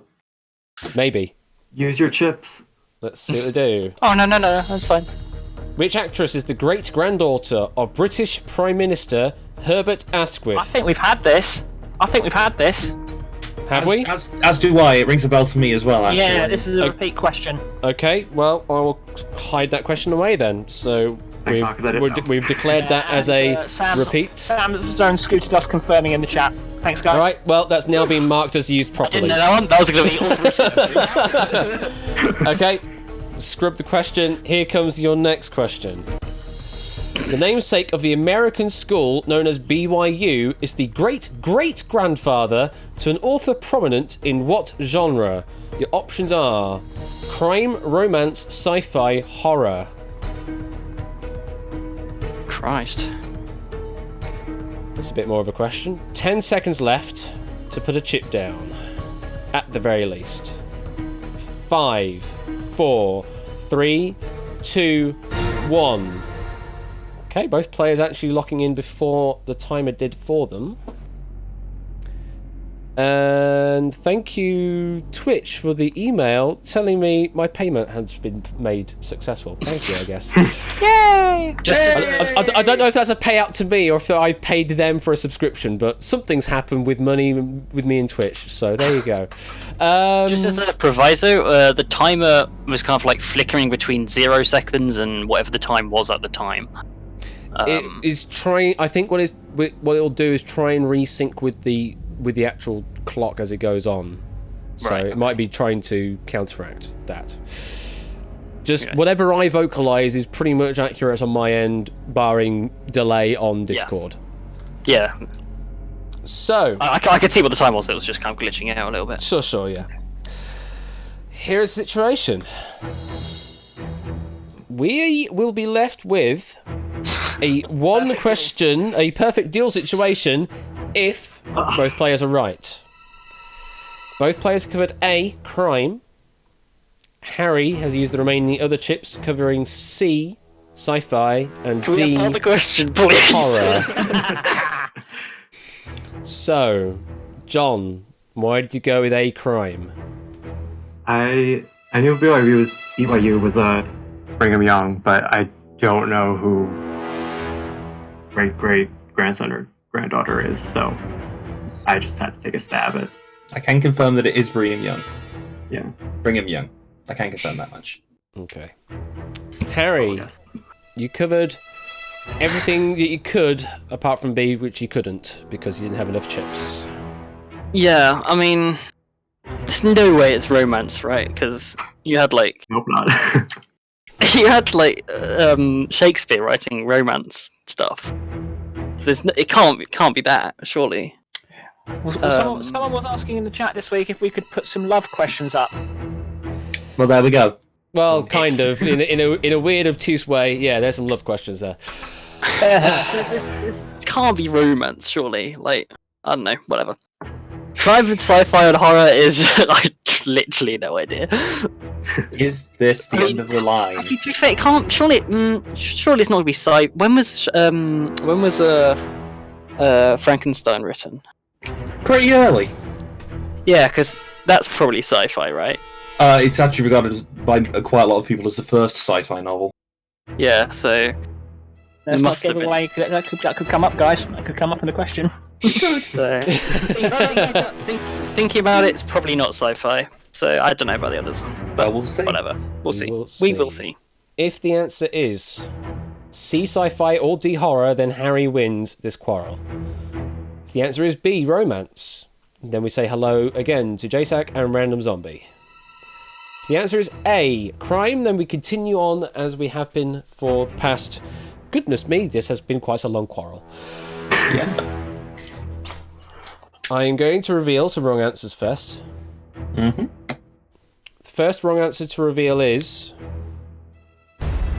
D. Horror. Oh, I misread the question. Oh. You misread the question. I mean, it doesn't actually. I would have still been guessing completely, but my logic of what was there was what it could be and what couldn't be was I thought it was like the great great grandfather of that genre. That's what I interpreted it as because of the time pressure. Right. Second answer that I'm going to reveal as wrong is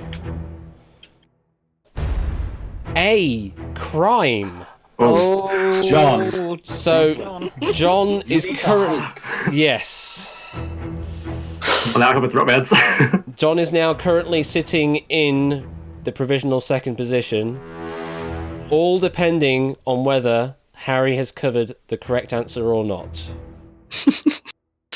Why'd you do this to me, Ash? Because I can. This is the only pleasure I get out of Duel these days. Has Harry proven himself? Or will this go for one question more? If only I'd held back on 42 pages. Damn those. More importantly, have the audience got this right? Will the audience have got a correct prediction for the first time this? Let's see. The correct answer is. And of course, I'm going to play this. I hate you.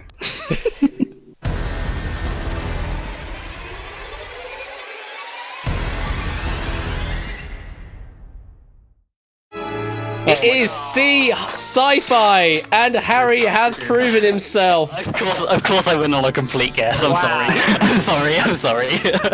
Well played, Harry. As Scooter has just correctly noted, Orson S. Card, the author of Ender's Game. Don't know either of those. The correct answer is sci-fi, and congratulations, Harry.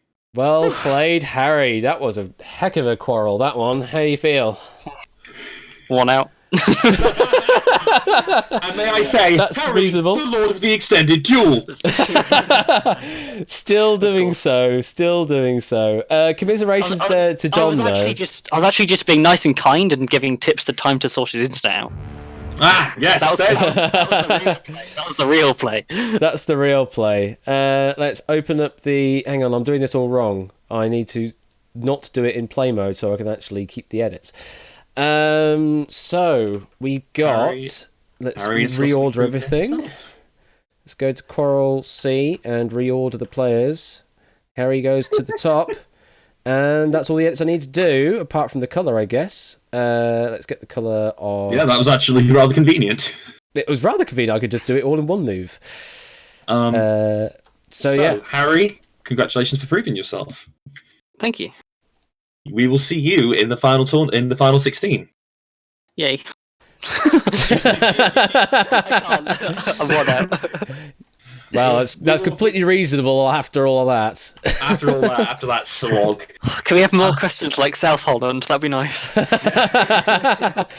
it seems like everybody is writing really decent questions, apart from freaking pig jumping. Well, that was a question. Anyway, that was John, a question. Anyway, John, very nice try, a very brave second place, and your reward for second place is facing off against Itogi, and the eventual loser of Quarrel E. Oh yeah, let's quickly update that as well while we're at it. How do you feel about that? Pretty good. I actually think I did really good today. So you did. That was a little bit more confidence. Congratulations to all four of you. Honestly, like none of you were really kind of slouched on that one. Even you, Zombie. Like, even if you think otherwise. Anyway, moving down the line to third place, a very, very strong third place, JSAC. Well done. Yep, third is JSAC. JSAC, you'll be facing off against Drahuska and Lion Leon. Oh, that's an interesting one. That could be fun. And as for you, Random Zombie, I'm sorry. You're up against Sky and Ape Minky and Shrew. No, I think I can beat them. Oh, nice. The confidence. We like to hear that. I think I can actually beat them. Well, you two heard that. I wonder what you think about that. Anyway, The Anyway, gauntlet has I'll been tell you what. thrown. True B, that is at the moment looking like the true all of death, because Very much so. Jasak and Drahuska, very, very good players. Mhm. Lion, Good A wild card. Good player-ish. Bit of a wild card on that one. It could go many different ways. Oh yeah, captivating and 8 Minky starting the mind games. oh dear. Anyway, congratulations for all 4 of you for a very, very strong match. Here. And once again, the highest of congratulations to Harry. Woo! Applause, applause, applause. So what's that? All So I can say to any mind games ape is pack 'em in, not gonna work. here we go. Does this mean... So do winners of quarrels play winners of trolls? Yes. Correct. You will play, I think, G. But we'll get to that. Right, okay. Yeah. I'll double check. We will look on the challenge at some point, yes. Yes, you will play against whoever wins true. Cool. Whoever Right. that may be. Well, in the meantime, thank you very much to John, J-Sack, Random Zombie, and Harry for that really amazing quarrel. And we need to move on to another quarrel. We've got another one scheduled to play tonight. So Yeah, we're actually behind schedule, so... a little bit, yeah. It's fine. These things happen. It's always me. But thank you very much for all 4 of you. We'll see all 4 of you in future Truels or Duels. So, in the meantime, thank you very much, and have a good evening. Bye. Hi, Egg's current roommate.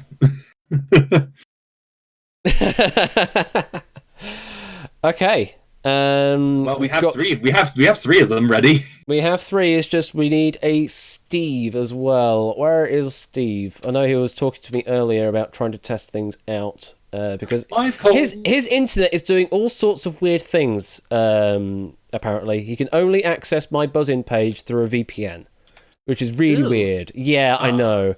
I suspect it's something to do with his particular internet provider being, I think he said Weird. Vodafone, and yeah, potential weirdness. But he is there now in waiting to be dragged in, so we should all be good. Hopefully, all technical issues will work themselves out. Oh, please, what is this name, Weemers? Jesus Christ. Anyway. Is Weemers picking up on Lion's joke? He is, but of course that means he's going to be setting himself up for a pratfall in the not too distant future. So I'll let you do the contestant introductions while I look at the WebSocket names and tech and all that. Thank you very much. And, well, let's get going. This is the second slightly belated quarrel of the night. And from the blue corner, in the blue corridor, we have Weemers, the Mind Gamer Supreme so far, 19-year-old Scottish lad, and a newcomer to the tournament arena. Hello. Hello, how are you today? Well, I've had a really interesting day today. Tell us more. Some man came up to me and said, this object hit me with a bag of animal fat. I said, sue it. He said, that's what I plan to do. Thank you. Oh, God. Wow. And we must automatically place his force by default in it. Can we impose a chip penalty for that joke? The joke I told was so funny I accidentally pulled out my headset. Whoops. Oh, there we go. Also, I'm just going to reveal your WebSocket name while we're here. We, actually the best uncrackable egg and lion, Muzz. Just a little sack. Lion Leon was eliminated in 19 seconds. You could be quicker. We're not looking for record breakers in that regard. I mean, as I say, you could still say that you're the best one in that case. Yeah, either I come last or I come first, and I'm the best. So you've noted that on your application form that you are at Twister. At Twister. Hey, sorry, you cut out. You are presently undefeated. Oh yeah, I've never lost that Twister. I've got weird ability. I don't know what it's called, but I'm basically extremely flexible. Yeah. No. Oh my. Do you think this will be a useful skill?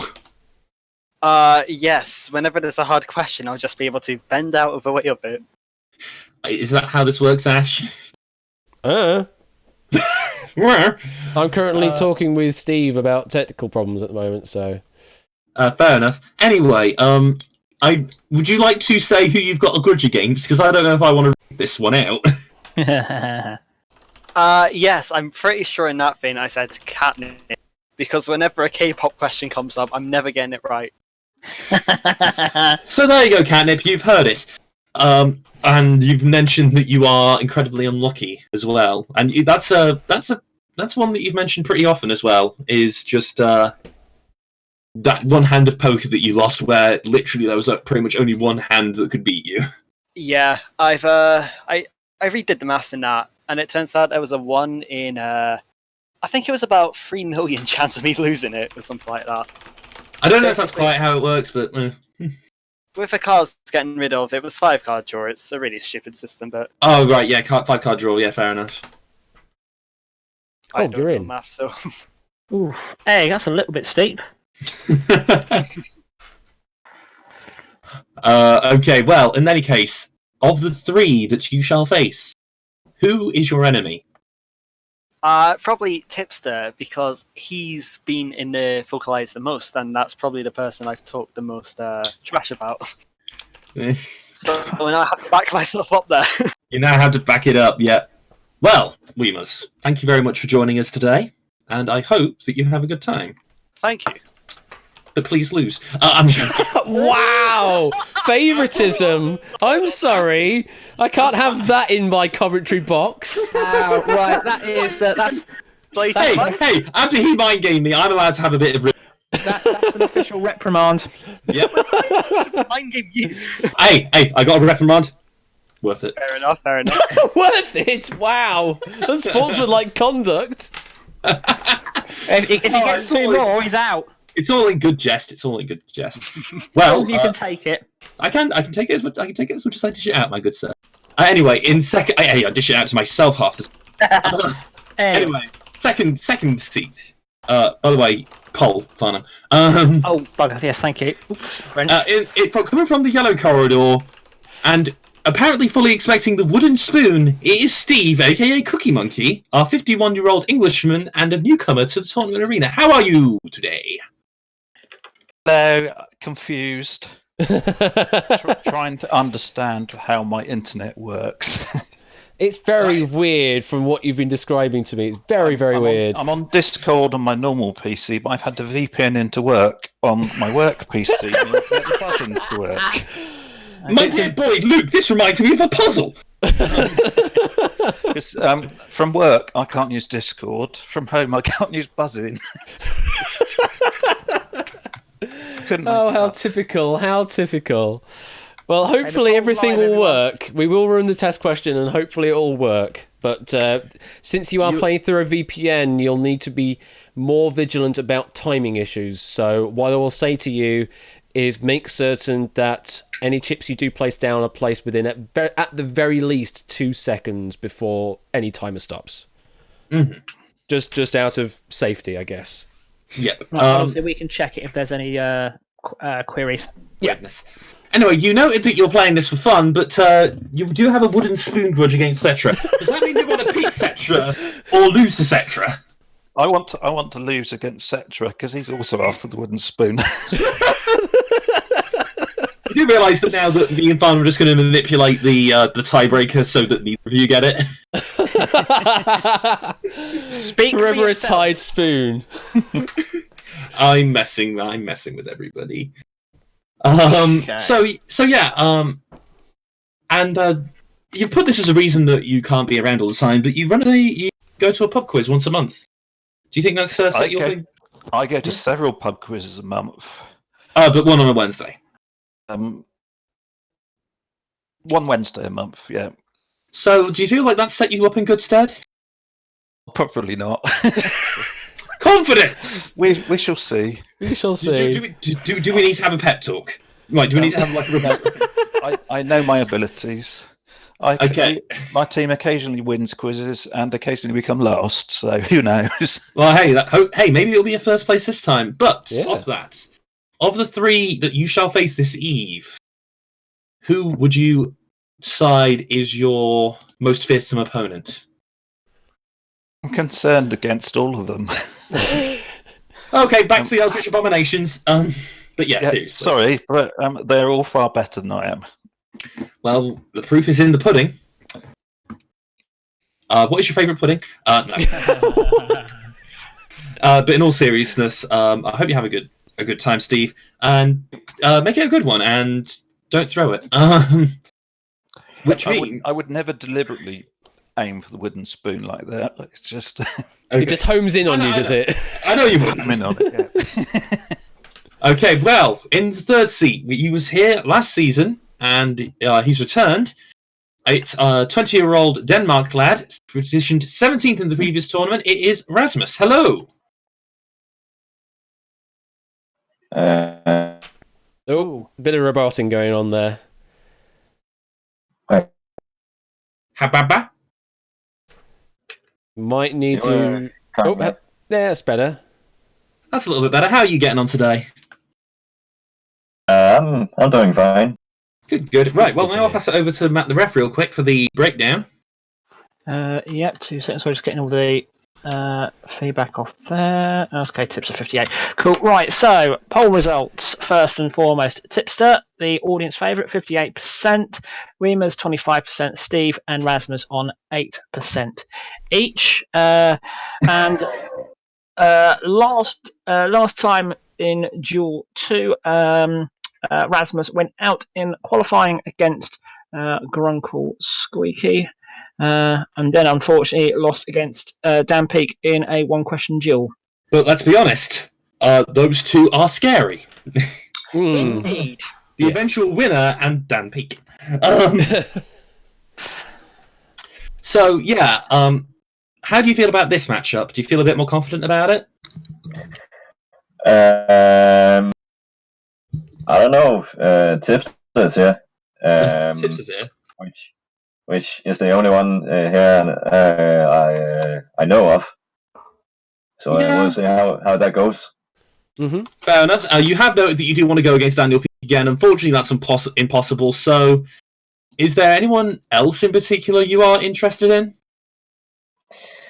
No, not really. Fair enough. Your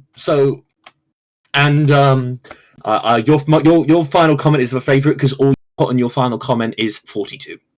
42? Yes. It's the answer to everything.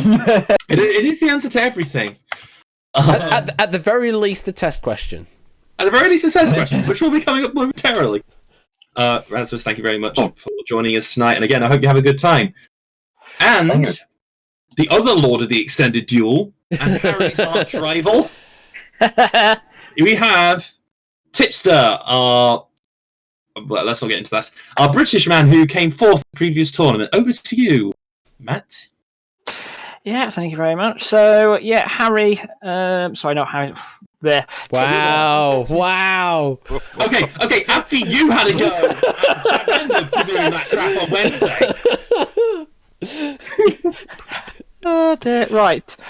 Tipster lost against Harry in Season 1 in the round of 16, and then beat Ian Dominic in qualifying in Series 2.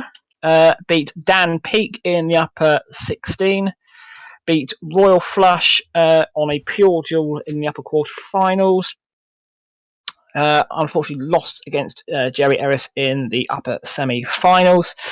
Beats Harry on that epic duel last year before losing to Samster in the lower final. So yeah, we've got a very good, another very good contender amongst our midst on this quarrel. Indeed. How are you feeling? Do you want the honest answer or the entertaining answer? Because okay, the honest answer is I am feeling like absolute rubbish. I have had builders in the flat below me all day, and my nose is currently just going. It's just going. It's not stopping. It's going for a walk. Yeah. So not in the best of states right now. The entertaining answer is yes. I'm absolutely ready for this. Let's yeah, I mean, you got some practice in of a fall. Well, yeah, but this is a whole new format to me. as it is True. to a lot of people here. Quarrels, as we've seen over the past few matches and the exhibitions, I think a very different game. I think it's a very different strategy going into this, and we'll see what happens. So yeah, other than Harry, naturally, you've also named Jerry as on your hit list. Oh. Yes, Jerry by proxy knocked me out of the tournament last time. First off, on a chess question, and then second off, on a chess question. He wrote. So yeah, Jerry Ellis is kind of responsible for me not coming higher than fourth. Well, There's a bit of salt there. Little bit. Salt. It's a bit of vinegar. Tasty. Just the bitterness, just slightly. It's fine. So do you think that the Bejeweled gaming will have helped earlier? Probably not. I will be honest with you. It got you in the mindset. It got me in some sort of mindset. You heard me raging at it. You heard Question me one, raging at it. Bejeweled. Hey, who knows? Who indeed knows? It very much could be. Anyway, Pigs might fly. Who here is the biggest enemy?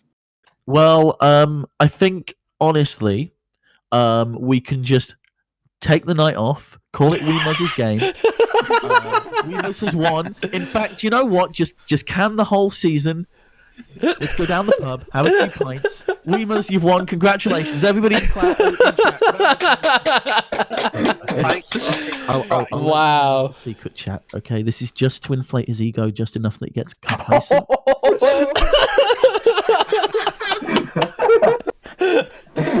He has been saying that he's going to win this quarrel for several weeks now. Just saying, every time he is in a voice chat with me, mentions it. We don't even mention Jules, and it comes up. Yeah, I mean that's been Weemuz over the past week. Anyway, I think Weemuz, you have the right of response to that one. Yeah, as everyone can tell by how worked up he is about it, the mind game is in full effect. Well, we'll see how it pans out, shall we? Let's indeed see how it pans out. Very best of luck to you two, Tipster. Very best luck to you all. One of you will become the fifth. I wish you all luck. Okay. Anything else, Farner? Matt? As long as it don't become Sixtus, we're fine. No, all good from me. Over to Ash for the test question. All right. Well, I will press the test question. I'm going to go to Steve first because then I'll know then if Steve can actually see the question or not, and if things will actually work, because anything can happen through a VPN. I'm not entirely certain. So here comes the test question. Steve, can you see it? No. You can't see it. It has not appeared on your end. I have nothing in the dual window other than connected. Yeah, this is what I'm worried about.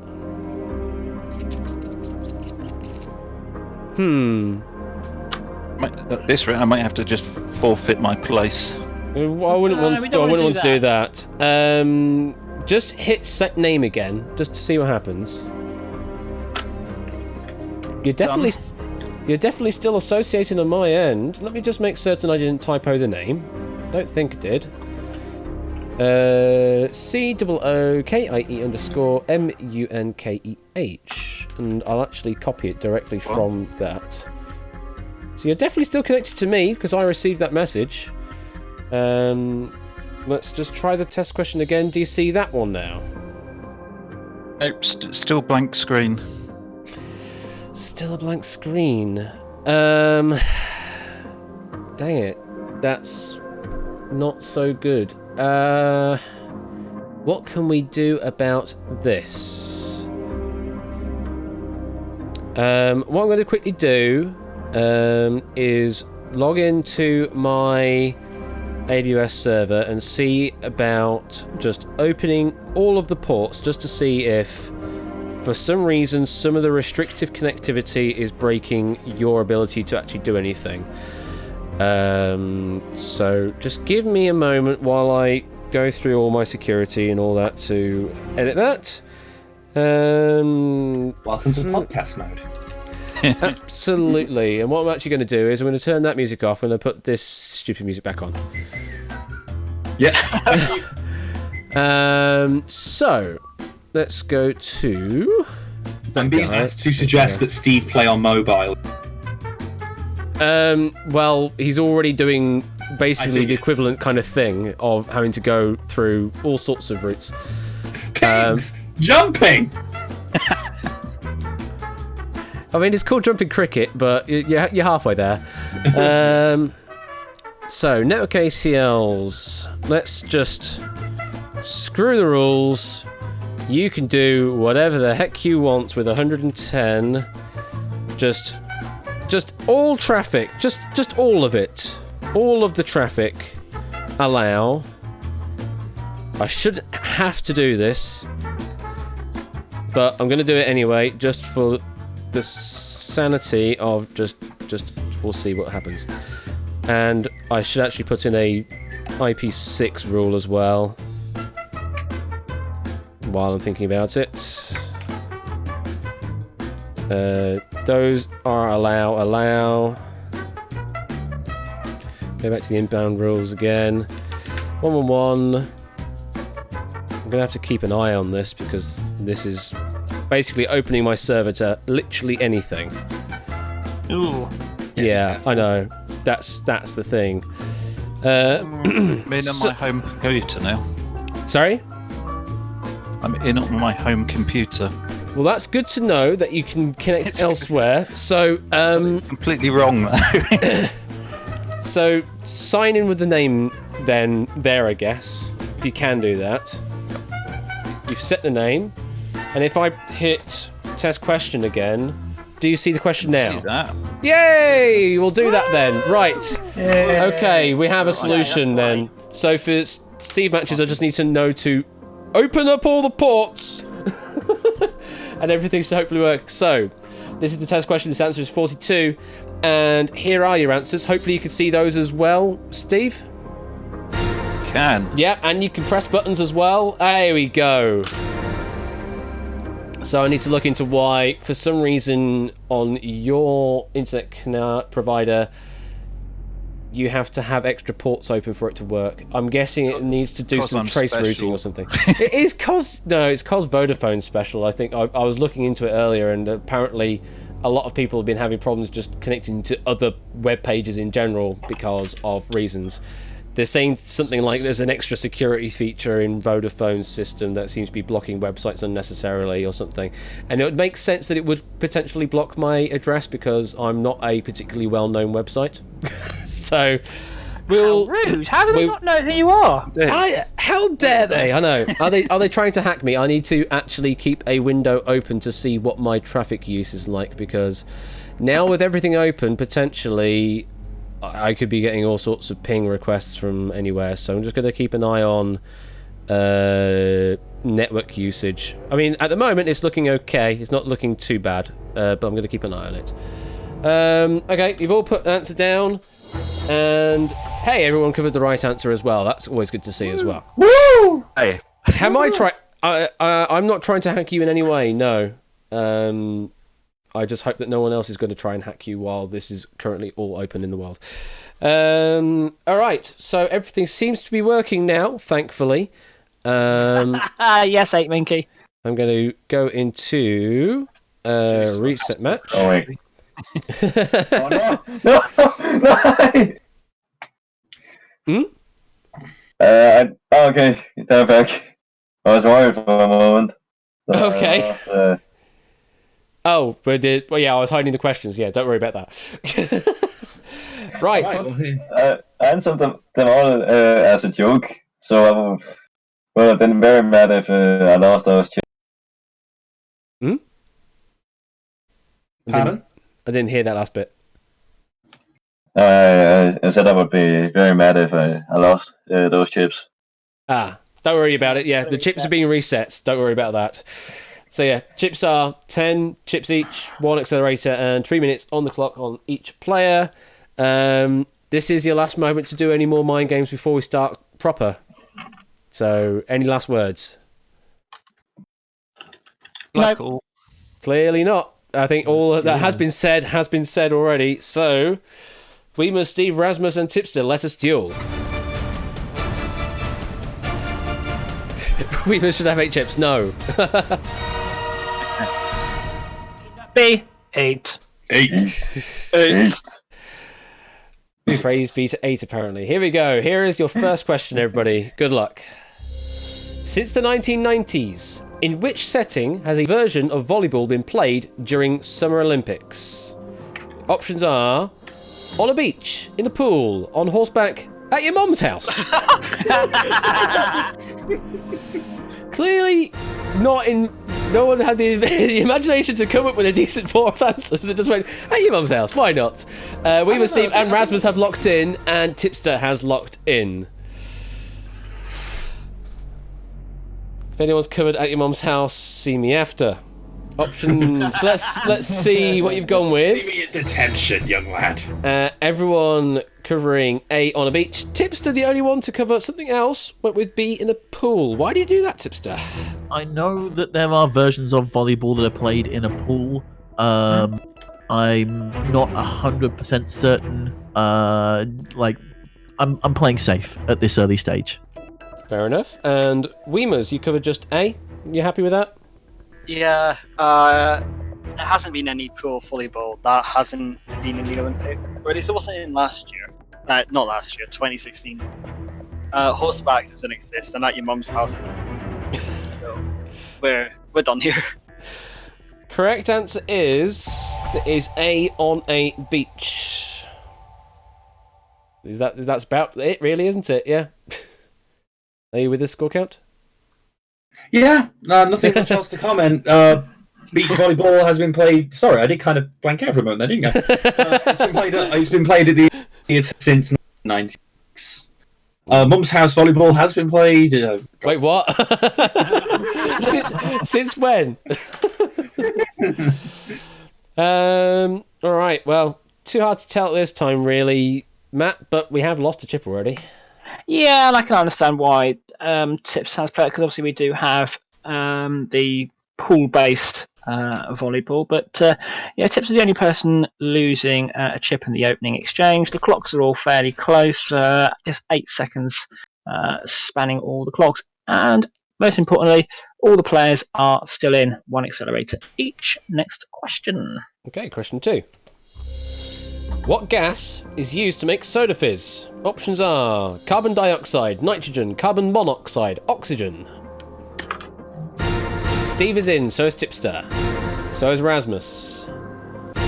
Weimer's on their own at the end there. And everyone covered A, carbon dioxide. Rasmus also covered C, carbon monoxide. Why did you go with those two, Rasmus? Because I know carbon in Danish is kul, or is something to do with that. And the gas you use for soda is called kulsyre. So I know it's one of those two. Carbon dioxide, I think, is CO2. I don't know what carbon monoxide is, but either way, it's one of those two. So. Okay, Steve, you went with just A, carbon dioxide. Are you happy with that answer? Yeah, I would have thought carbon monoxide is the one used for gas poisoning, isn't it? We can get into that. Can reveal that the correct answer is A, carbon dioxide. Yeah, carbon monoxide, CO, is very poisonous, or it's just very toxic. It's not very poisonous. It's just a bit of a okay, I can kind of go into details about it here. So yes, carbonated drinks is basically carbon dioxide dissolved in a liquid under high pressure. That's why when you release the bottle, the pressure gets released, and because the solution is very weak, the gas is also released. Yes, Cetra. Carbon monoxide kind of confuses the hemoglobin in the red blood cells, kind of choking them off. So if you breathe a significant amount of it, it is lethal. All right. Well, another chip has been chipped away there, Matt. But some of the other three gases, they're all lethal, just at different dosages. Yeah, oxygen at 0. Well, that's not particularly healthy for you. No, well, actually, incredibly high amounts of oxygen is also lethal. Yeah. It is. Oh. Anything can kill you, just that much of it. Carbon monoxide in diet choke. Oh. I love that dihydrogen monoxide. Absolutely. Yeah, absolutely. But yeah, everything has an LD50. So 8 seconds spanning across the clocks. Rasmus, the only player losing a chip there. All the accelerators still intact. Okay, question 3. Astralis have won the... No, I seem to recall this. Do I? Do I recall this? I don't know. Astralis... Yes, you do. Yes. I do. Check. Anyone in chat recall seeing this one? I recall seeing this one. Oh man. Just reading the term Astralis, I think I've seen this before, so I will throw... Confirming, yes, it's a repeat question. Casper saying no, but... I'm pretty sure I've seen this. I'm going to throw the question out because I feel it is a repeat. Yeah, and Shadowmane's in agreement. It is a repeat question. Okay, we'll skip that one. Because I wouldn't have got that one. I mean, is anybody up to date on their esports knowledge? I mean, I'm pretty sure I can tell the answer off the top of my head. I think. I mean, like, if you permit me, Ash. Go on. I think it's just 2, isn't it? No, 3. Oh, okay. Get out. Go home. I only know the team because they're Danish. I remember it was low. So anyway, moving on. Yeah. Anyway, we'll scrub that question and we'll move on to the next one. Ash flips a coin 5 times. Do I? What is the probability that all 5 of those flips lands heads up? Your options are 1 in 16, 1 in 32, 1 in 8, 1 in 64. Steve is in. 0, because tails never fails. Rasmus is in. Tipster's in. Beam is having a bit of a think. No one electing to play their accelerator just yet. Or is this a bait? I have a fast time maths and I'm struggling to do 2 times 2 5 times. Why am I so... I'm actually from... Do you have enough chips to play them all? Guys, just to clarify in chat, it's flipping the coin and all 5 times it lands heads up. Okay, there's a bit of confusion going on in the chat there. I don't think there is anyway, but... I think memes. Yeah. Anyway, let's see what they've gone with. We've got a mixture of answers. Weemers and Tipster are the ones with the confident answer of B, 1 in 32. Steve covered 1 in 16 and 1 in 32, but was one of the first to lock in. Rasmus covered those 2 answers, but also covered 1 in 64 as well. Yeah, Weemers, why did it take so long?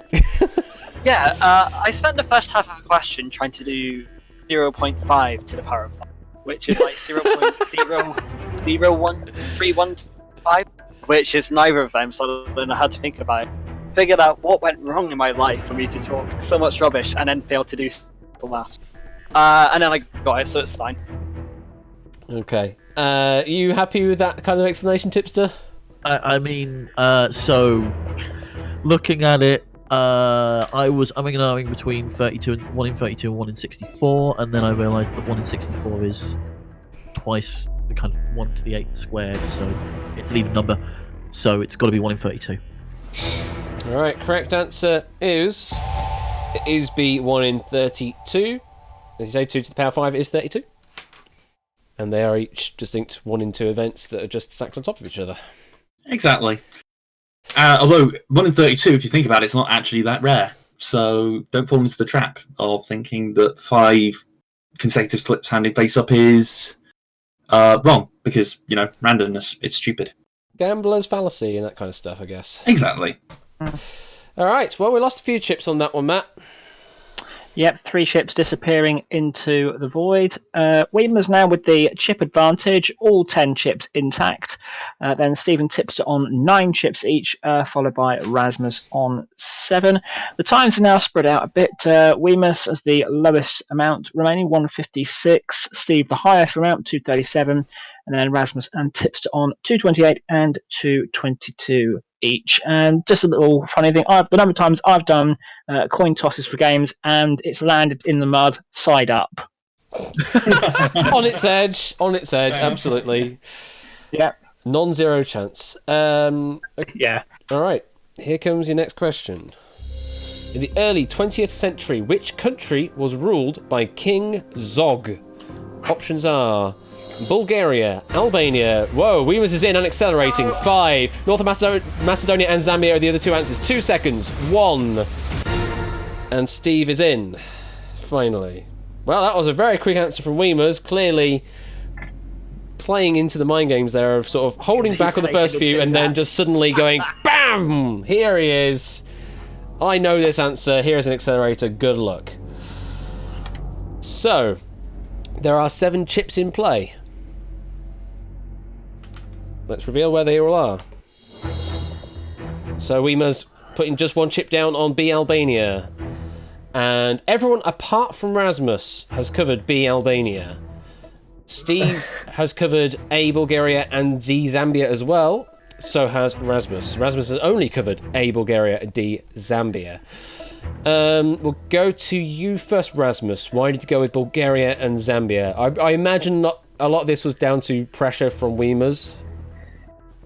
It actually comes down to the name. I thought with a name like Zog, it couldn't be Albania and North Macedonia, because I imagine those two would have more Greek, Russian, just in general East European sounding names. The only one that I didn't really think about, or the one I don't know much about is Bulgaria and Zambia. I don't know their naming schemes too well, as in at all. So I just assumed those are the only ones who could have a king named Zog. Okay, fair enough. Weemers, you were the one to instigate all of this. You're very confident you would beat Albania. Why is that? Because I know this one. That's all I can actually say about that. I saw the question and I was like, okay, it's Albania. Instant lock-in, since this is probably going to be kind of hard. And it is. Those are quite odd countries to put in together. So I think it was a good accelerator. Could be. If that is the right answer, then you have effectively eliminated Rasmus, although Rasmus was also potentially eliminating Albania as an option just to the way that Zog sounds. Can reveal that the correct answer is... It is B, Albania, and we do say goodbye to Rasmus at this time. Hard luck. Yeah, I'm sorry, but Ahmed Muhtar Zogoli was the first and only king of Albania from 1928 till 1939. After that point, it fell under the sovereignty of Italy. Okay. Well, hard luck there, Rasmus. How are you feeling at the moment? I don't know. A little bummed out. You're not out of the tournament yet. I'm going to say that hope is not all lost just yet. Could be that we just see everyone get eliminated due to forceful accelerators that end up not working. Or indeed, even if that doesn't go through, you still have one more chance at this. So we'll see. There is, of course, always the Trull route as well. Yes, indeed. So for the time being, you are in provisional 4th, but hey, we may see you again later in this quarrel, or if not, we will see you in a Trull. Sit tight. Maybe we Sit tight will. indeed. Everyone else, you're still in play, and we have lost one of the 3 remaining accelerators in play, Matt. Yeah, good accelerator play from Weems, knocking Rasmus out of that one. Obviously, still all 10 chips in. I'm not sure whether we've ever got to this stage so far in Quarrels where a player has had all 10 chips in play after 4 questions. So excellent play so far. 1:55 on the clock. Steve still has the time advantage, 2:28, 7 chips, and the accelerator. Tipster, 9 chips, 2:15, and 1 accelerator. Now on to question number 5. Here it is. What was the only one of the Alfred Hitchcock's films to have won a Best Picture Oscar? Your options are Rear Window, Psycho, Vertigo, Rebecca. Steve is in and accelerating. 6. Weemers is in. 5, 4, 3. Tipster is in. Tipster, what are you thinking? Do you think Steve knows this? I don't entirely know Steve's specialities. Just judging by the time it took, I think they've probably gone for 2 or 3 on this and just tried to accelerate so people don't have too much time to think about it. I've got no clue myself. Well, Steve didn't seem to have a clue either, covering all of the answers at the very least, or maybe just wanted to do a rush play. What was the case there, Steve? I haven't got a clue. No, nothing about Hitchcock. Fair enough. Well, playing the rush play definitely through with covering all the answers, hoping maybe to force an error on your opponents. Tipster did also cover all of the options, so Tipster's through as well. Weimer's the only one to leave some answers open there. Went with B, Psycho, and D, Rebecca. Why did you go with that? Well, I've never heard of Windows, so I don't think that one's one. You've not heard of Rear Window? I've not heard of Rear Window. Rear Window? Yeah, I can't say words. I'm too stressed because I got 5 times. I can do 2 times itself 5 times, so I'm... Rear Window is like the best one. Well, clearly not, because I don't think it's won an Oscar. Or at least I hope not. Well, in that case, this will shock you. I haven't seen any of them. Oh, fair enough.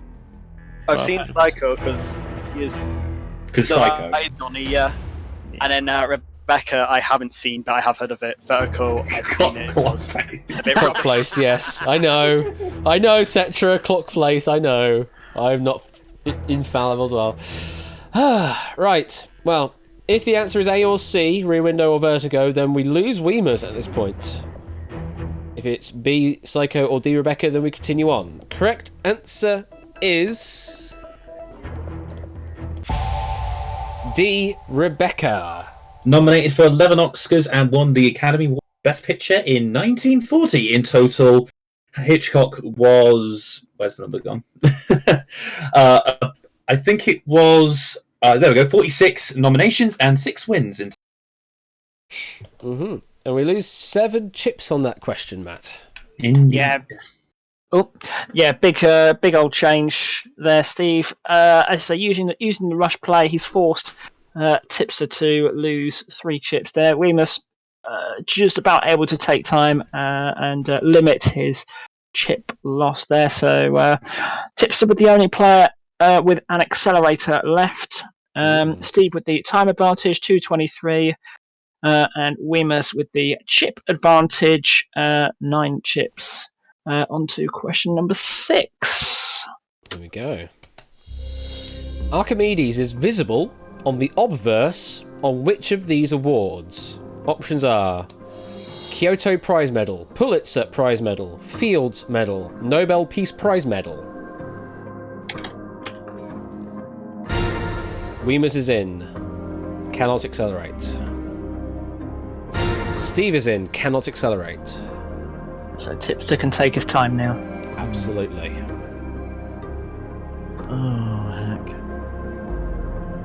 Archimedes. Tipster now with the lowest remaining time of the 3 competitors, just going by 1.5 minutes remaining. There is the lock-in. There are 10 chips on the table. So if everyone's got it right, then we'll be losing another 7 chips on this question. Let's see what you've placed. So, Weemers and Tipster covering all of the answers, so they're definitely through. Steve decided not to cover all the answers, trying to hold a couple back, I presume, covering C. Fields Medal and D. Nobel Peace Prize Medal. What was your reasoning behind just the 2 answers there, Steve? I thought Pulitzer Prize, that's a book one, isn't it? And I wouldn't have thought Archimedes would have been on that. And beyond that, no idea. Okay. So yeah, just trying to save chips. Fair enough. Tipster, you covered all of the options after much deliberation. Yeah, I was trying to rule at least one out, and I honestly couldn't. I have a feeling it's not Nobel Prize, but not enough of an inclination to kind of risk my tournament life on it. So it's 3 chips down the drain on this. Weemers is also going to be in the same situation, losing 3 chips, but definitely through. Just using that chip advantage, I imagine, there, Weemers? Yeah, I realised I'm a massive idiot because the person on a Nobel Peace Prize is Nobel himself, so there's a wasted one, but oh well. I had no clue what the other 3 looked like, so just put it all down. Alright, well, if the answer is Kyoto Prize Medal or Pulitzer Prize Medal, then we say goodbye to Steve at this time. If it's Fields Medal or Nobel Peace Prize Medal, then we continue on. Correct answer is C. Fields Medal. Yes, indeed. Kyoto Prize is awarded for arts and philosophy. The Pulitzer Prize is a literature award. The Nobel Peace Prize, outstanding work in the field of peace. But the Fields Medal is one truly fitting of Archimedes. It is awarded by the International Mathematical Union to 2, 3, or 4 wonderful mathematicians under 40 years of age. Whoops. Mathematician. Every 4 years it meets. Yes, but it's a maths award. And 7 more chips lost to the void, Matt. Yeah, Steve and Tipster now can't cover all of the answers. Only 3 chips left each. Weemus, very good chip advantage, now has 6 chips available to him. Weemus 1 minute 40. Steve 2 minutes and 8. Tipster 1 minute 28. Tipster still with the only accelerator left on the board. Yep. Here's the next question. Which of these is part of the Pentateuch? The first 5... Pentateuch, thank you. The first 5 books of the Bible. Options are Judges, Proverbs, Psalms, Leviticus. We have a lock-in from Weemers and from Steve. So again, Tipster, you cannot be accelerated against. Oh, there's a lock-in anyway. Okay. Let's see what they've played. Everyone's covered D. Leviticus. Steve, you happy with that answer? Better be. Else my other half will kill me. Weebus, you happy with that answer?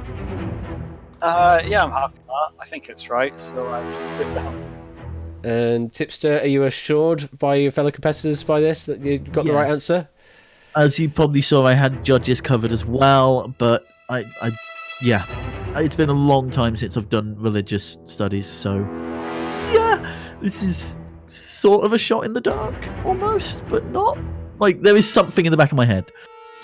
Okay. Correct answer is... It is D. Leviticus. Also known as the Torah in certain other religions. Yes, includes Genesis, Exodus, Leviticus, and Numbers and Deuteronomy. Aha, there we go. Time is ticking down. No chip change there, but just time loss, I guess. Yeah, so the chips are unaffected, but starting to creep towards the business end. Steve on 2 minutes and 1 second. We missed 1:35. Tips are now 1:16. So we're getting a bit close there. Ooh, yeah. Steve with a distinct time advantage there. Let's see how that plays out. Well, looking at we've had 7 questions and he's only lost 59 seconds. Mm-hmm. Done very well, very quick to lock in as well. All right, here is your next question.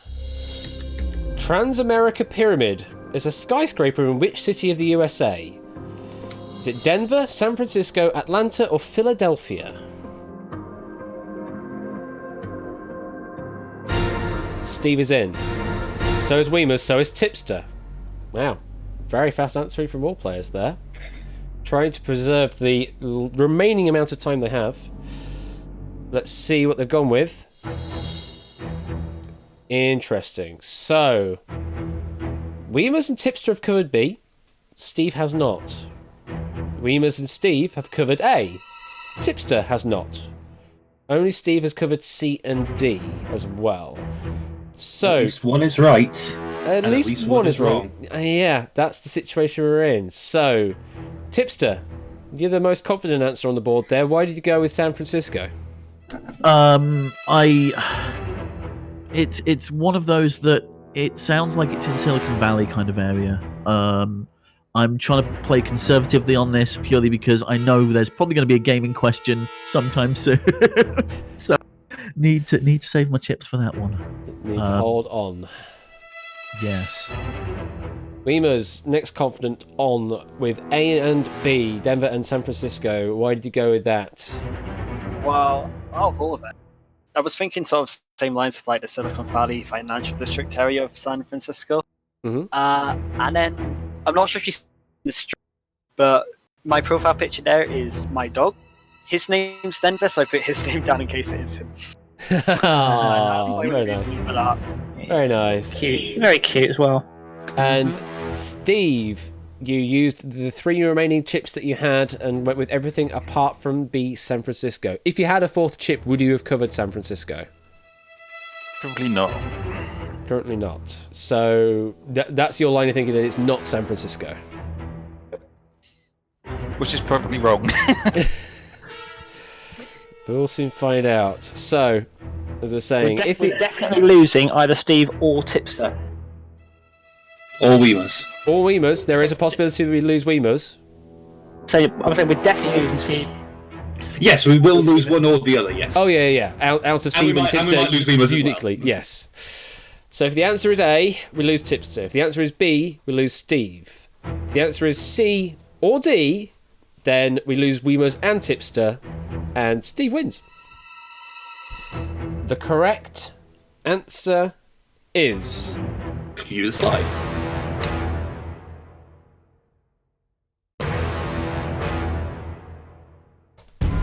It's B, San Francisco. Steve, I'm afraid we say goodbye at this time.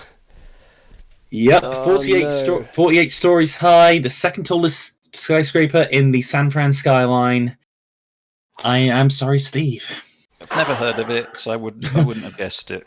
That's a brutal question to come up against. It is. How are you feeling at the moment, Steve? You're currently in provisional 3rd in this quarrel. Which is higher than I expected to get. two places higher? 2 places higher? What? How can you be 2 places higher? You can't finish in 5th. I mean, I was expecting to come 32nd in the overall tournament. So. Well, that's not possible anyway. The lowest ranking you would be able to get is a 17th, really. So. Yes. Well, and actually now that even with that illusion, even in the just for fun tiebreaker, now that you've come 3rd in your quarrel, you won't come last. That's true. That is very true.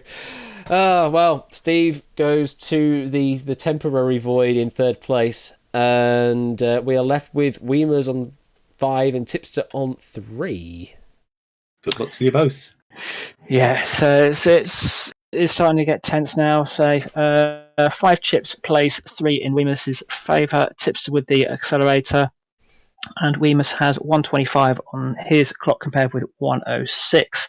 So a 2-chip and a 19-second advantage for Weemers. Question 9. Here it is. Which planet was known to the ancient Greeks as Pyrrhois, meaning fiery?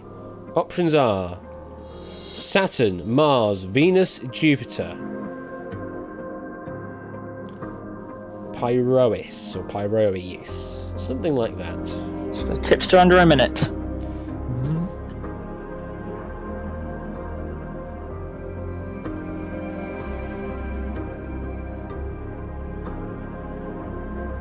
Both players having a bit of a think on this one. No, there's Weemers with the lock-in.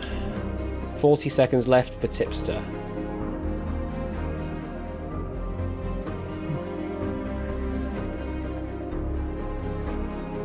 And there is Tipster with a lock-in. And we're presently at about a 30-second time difference between the two players at that lock-in. Yeah, close enough. Mm-hmm. Close enough for Jazz. So let's see what they're going with. So we have multiple situations. Four situations. We have 4 situations to deal with. So, in the blue corner, we have Weemers with B and C. So C would be a victory, B would be a tie. In the orange corner, Tipster has gone with B and D. B would be a tie, D would be a victory.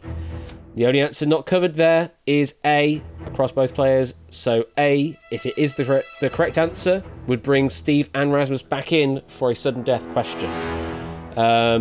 Weemers, why do you go with Mars and Venus? Well, I'm pretty sure it's not Sam, because that's someone else. Mars. I was really confident it was Mars. I'm going to single that. But then I'm pretty sure Mars was like Masonics or something like that. But it does have something in like the back of my mind. Oh wait, it's Mars. So I said, okay, then that must be Mars. And then I thought about Venus. I was like, there's a Bananarama song. And one of the lyrics is, I'm your Venus, I'm your fire. So, yes, an interesting thought. Worst logic you hear all day, but there you are.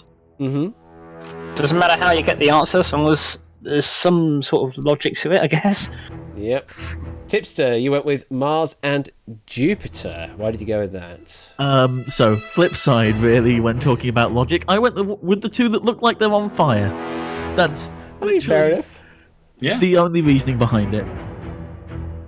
Okay. So, if the answer is C, Venus, Weemers wins. If the answer is D, Jupiter, Tipster wins. If the answer is B, we continue on. If the answer is A, we go to sudden death. Correct answer is B, Mars. And we continue on. The god of the wandering star, the planet Mars, and actually, you know what? It's not entirely accurate, but yeah, close enough. It's Mars. It's Mars. It is Mars. It's the god. It's the sort of the god that wanders upon Mars, to be more precise. But yes. Mm-hmm. And in that one, we lost a chip on both players there, so Tipster's getting into danger territory here. Yeah, Tipster's very, very slowly starting to sort of bleed chips. Weymouth can still cover all the answers, but he can't really afford to lose anymore. Weymouth 1 minute and 1 second on the clock. Tipster with nearest makes no difference, 30 seconds on his. On to question 10. We've had some brilliant duels tonight, some really lengthy drawn out ones, but these have been good. And thanks for staying with us, everyone. Absolutely. And Tipster still with that accelerator there, still hanging on. Yep. All right, here's the next one. Harry. Oh, I forgot about that. Here is the next question.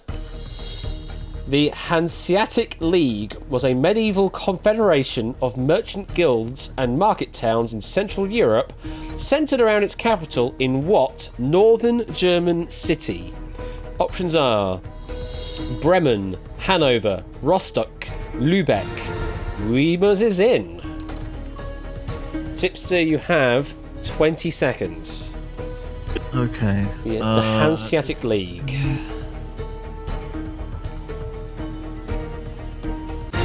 There is a lock-in with 11.4 seconds left. So if Tipster is through on this question, it will get bumped up to 20 seconds from this point onwards. Yeah. Let's see what we've played. Oh, shit. Stop. Feck. Shit, stop. I pressed the wrong button. Okay. One moment. One moment, everyone, because I need to press the force lock button so that the timers stop. Force lock all the answers, and hopefully that has stopped the timers. Time It has. still going. On your end, they will do. Don't worry. Okay. On my end, it has. At this end as well, so you're all. So Weemers at the moment, you are probably owed a couple of seconds, but Yeah. I won't adjust it right now unless it really makes a difference. Because I don't know if I... can I actually adjust it? I might be able to. One moment. Really, I should adjust it just for sanity's sake. Tipsters doesn't matter because it will get readjusted to 20 seconds regardless. Yeah, we must have 57.9 seconds. 57.9. That's a very interesting way of saying 3 minutes left. Funny. Let me go to duel. What I'll do is I'll hook into one of the methods, and because I don't actually have a field to expose the time change, but I can correct it while I am still while in edit mode as well.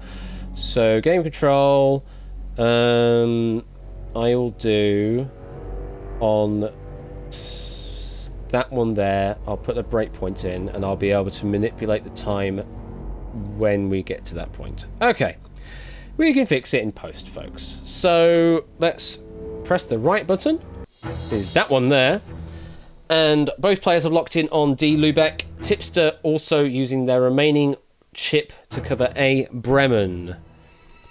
So, Tipster, why did you use your remaining 2 chips and cover Bremen and Lubeck? Absolutely no logic to this one. Complete guess, top and bottom. Okay, fair enough. It's never the middle answers, apparently. Weavers, you went with D. Lubeck.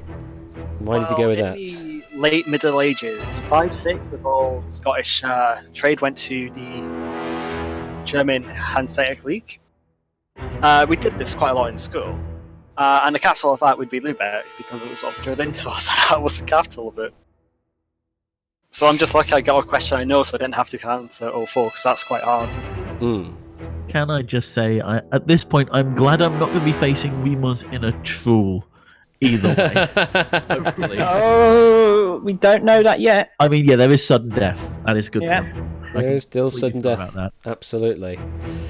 So, if the answer is A. Bremen, then Tipster wins. If the answer is D. Lubeck, we continue on. If the answer is B. Hanover or C. Rostock, then we go to sudden death.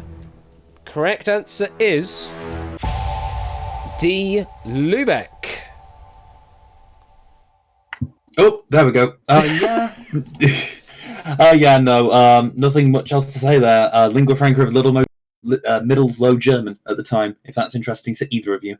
All right. I'm now going to press the button and get a... I should have gotten a... Why did I not? Visual Studio, why are you messing around with me? Why is all of my stuff not actually doing its thing? No compatible code running. You are a liar, Visual Studio. Visual Studio, why you do this? Okay, so just as whilst you're sorting that, I'll just go over what sure. the scores on the doors are. So we must still all four chips, still able to cover all the answers at 57.9 seconds on their clock. Tipster, 1 chip remaining. It's now 1 chip duel for you. Any mistake from now on, and it is game over. You'll have 20 seconds on your clock, but critically, you also have the accelerator available for use. I think I'm in my home territory at this point. Okay, let's see if Visual Studio wants to cooperate a bit more. It's not really looking like it. I don't know what is going on with Visual Studio. The one-star hackers are here. It's Visual Studio's just decided, nah, not going to do anything. This game's gone on long enough. It really has, apparently. So, as I can... Oh, it's nearly 11 o'clock. All I can say at this point is I can't correct the timer back up to what it was. So... Hopefully it won't matter. Hopefully it won't matter, is all I can say at the moment. Let's just say that we must lost the time for the joke at the... Yeah, let's go with that. I think we can just say just for the record, technical error, but it hasn't severely disadvantaged Weemus, so I'm happy. It shouldn't do. Not presently.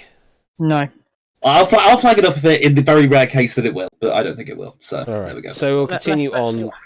Yeah, we will continue on. Next question. Which of these words refers to a tight-fitting uniform worn by wrestlers that is often made of spandex or nylon? Options are doublet, triplet, singlet, quadruplet. Weemers is in. Tipster is in. Both players covering just C singlet. You happy with that, Weemers? Yeah, I thought it was leotard, but that's not there, so it's a singlet. That's fair on there. Correct answer is a singlet, yes. In general, it's a term for a one-piece collarless garment, also known as a sleeveless shirt or vest, but there is also a specific kind of a wrestling singlet. Okay, well, nothing really to talk about there apart from Weemers losing a couple of seconds to the question. Next one. Most people looked at him with terror and with fear, but to Moscow chicks, he was such a lovely dear. This is a line from a song by the band Boney M, concerning which Russian historical figure? Is it Mikhail Gorbachev, Grigory Rasputin, Tipster is in, is it Ivan the Terrible or Peter the Great? Well, you didn't let me finish reading the question before you both locked in, so clearly you know it. Both going with Grigory Rasputin. You happy with that, Tipster? Yeah, Vava Rasputin. And you happy with that, Weemers? Now that was the cat, it really was gone. It is the correct answer. Oh god, Samster, is that true? What?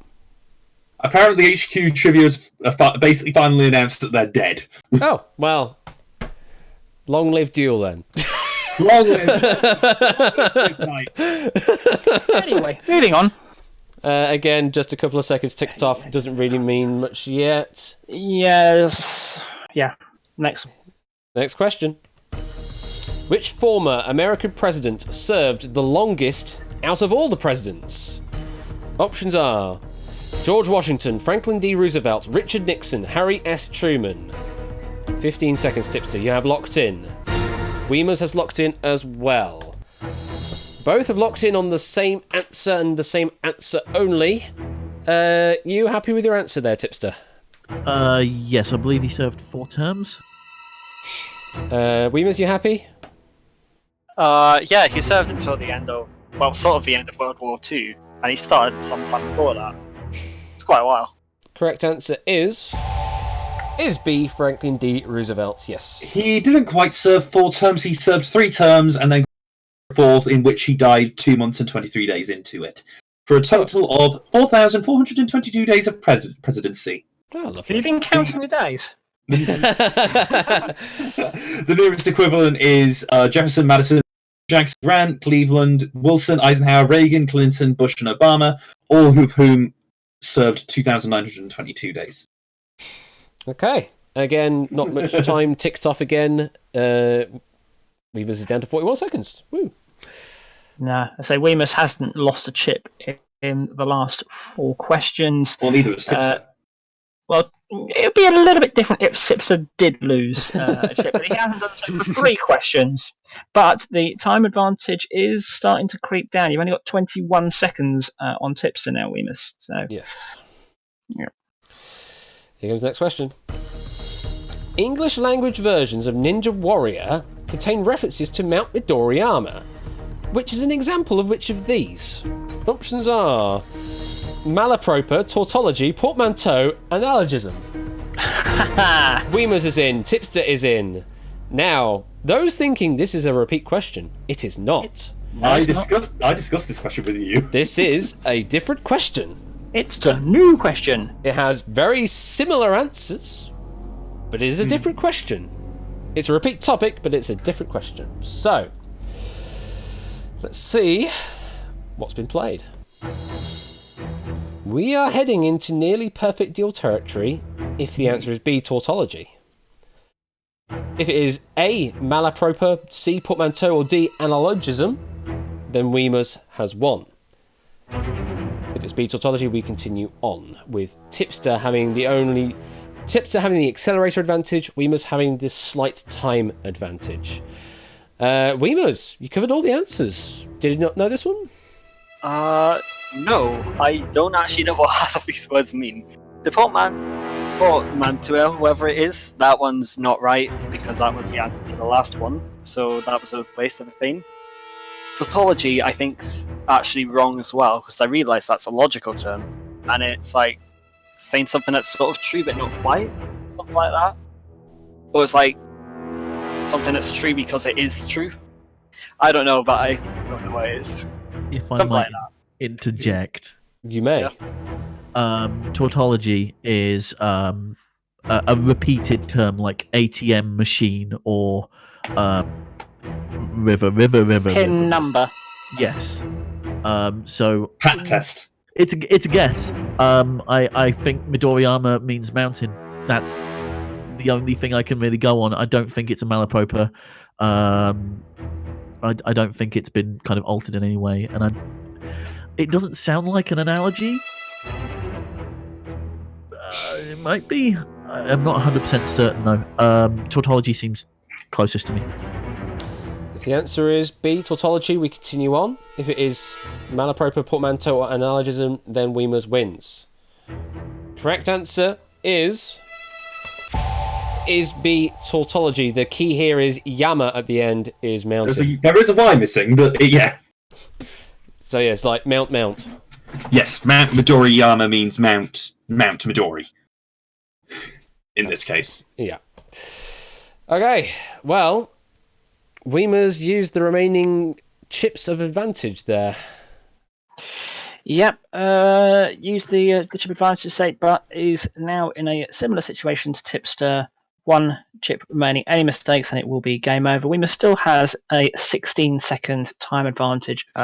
Tipster has the critical accelerator. Weemers, just quickly, if you were only going to go for 1 chip, is that the one you would have gone for, or? No, I wouldn't have. I would have went for A because I was so convinced that B was a logic term. Okay, I so mean, you would have lost chips either way. But yeah, tautology means anything that is self-redundant. Mm-hmm. So, like for example, 1 = 1 is a tautology. Right. Okay. Kind of. Right. Well, this is the situation we're in. If you're both ready, here is your next question. Hrunting is the name of a sword used by which legendary character in battle against the mother of the monster Grendel? Options are Thor, King Arthur, Beowulf, Sir Gawain. Whoa! There was an accelerator played, but there was a quick play there. Interesting. Let's see what they're going with. No, Both that didn't work. have gone with C, Beowulf. Weavers, where did you go with Beowulf? Well, King Arthur's Excalibur. Thor's some hammer with a Norse name. I don't know what Sir Gawain does, but I do know that the grunting is Beowulf. I also want to just point out, by me saying "oh no" twice, I'm actually out the accelerator. So phew. I fall for it Mind every time. To me as well. Harry does it to me as well. I'm a sucker. I'm a sucker for playing accelerators when people go on. It's a proper poker face play. Accelerator baiting. It does work, and it's a legal tactic. Yes, it is. Tipster, you happy with your answer of C, Beowulf? I'm very happy with my answer. I'm not so happy with how the accelerator played out. Correct answer is C, Beowulf, and we now go into perfect duel territory. And another item lent by Unferth at that moment of need was of no small importance. The brother handed him a hilted weapon, a rare and ancient sword named Hrunting. Cool. So, Matt, we're in interesting situations now. Perfect duel time. Yeah. Perfect duel time. Weemers does have the time advantage, 12.9 seconds, but that's quickly going to become redundant. This is another superb battle that we've had tonight. Hopefully it does finish soon because I still need to get something to eat. Oh, fair. All right, here we go. Here comes the next question. Don't just throw it, but just now he just said that. No, But here is your next question. Yeah. Which of these is not? Hang on. Oh, is this? I think. I feel this was repeat. Yeah. So I'm throwing it. We're catching them at least. We are catching them. I know there's been questions that have been repeated from game night that I haven't caught, but we're catching them now. Good Here luck, is. by the way. Good luck. Oh. Some Good good sportsmanship there. Here is your next question. What was... Just had that. Well, why did that not get marked as used? Oh, God. Wow, okay. Here is the next question. Which Nirvana's album featured a naked baby album cover?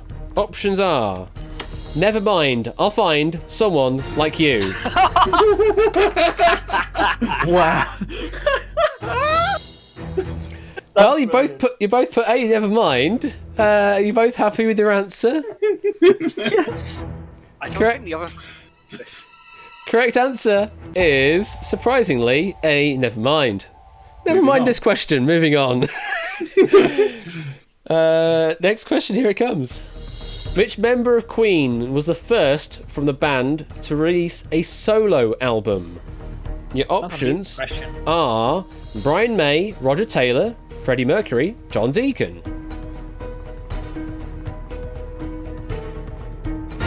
Weemers is in. Tipster, you have 10 seconds. Tipster is in. And I can reveal that there is a difference of opinion. Sorry. You got it? You think So you you got know it? this then? Okay. Yeah, I think Wow. So, situation is... Tipster's covered A, Brian May. So if it is A, Tipster wins. Weemers has covered B, Roger Taylor. So if the answer is B, Weemers wins. If the answer is C, Freddie Mercury, or G, Don Deacon... D, John Deacon? G, Don Deacon? G, Don Deacon? To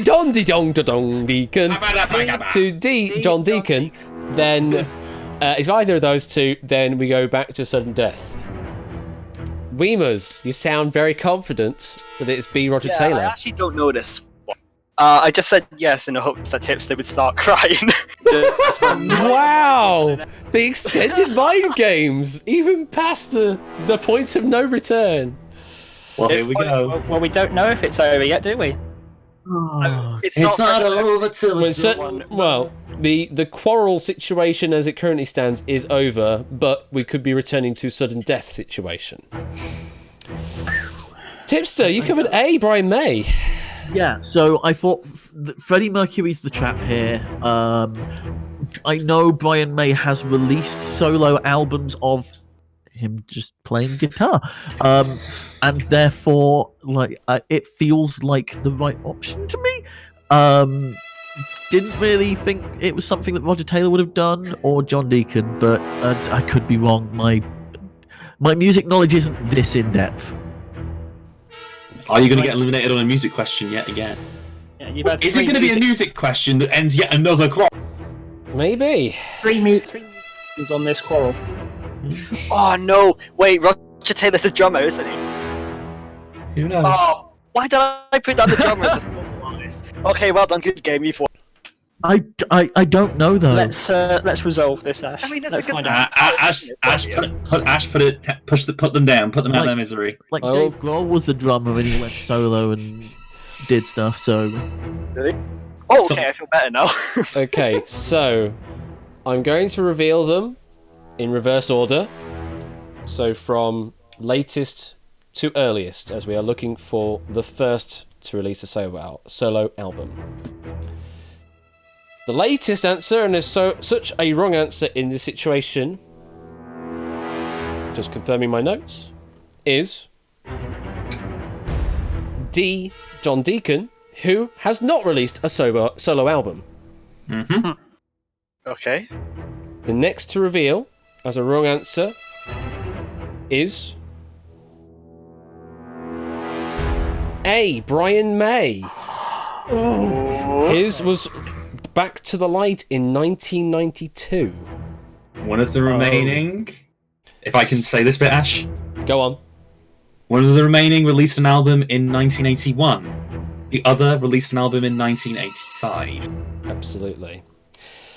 So it's between Roger Taylor and Freddie Mercury. If the answer is B, Roger Taylor, then Weemers wins this quarrel. If the answer is C, Freddie Mercury, then we unlock Steve and Rasmus and we go to sudden death.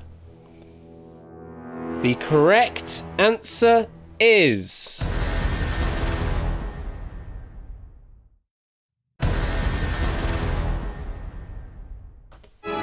B. Roger Taylor and Weemers has pulled it out of the bag. Oh, Well played. Congratulations. done. Good game. Yeah, well fought. God, that was so stressful. Well played. So Roger Taylor there released Team Fun in question. Space in 1981. Freddie Mercury was Mr. Bad Guy in 85. Brian May, Back to Life in 92. And yes, John Deacon never released a solo album. So there we go. Well done, Weemers. Commiseration to tipsters, though.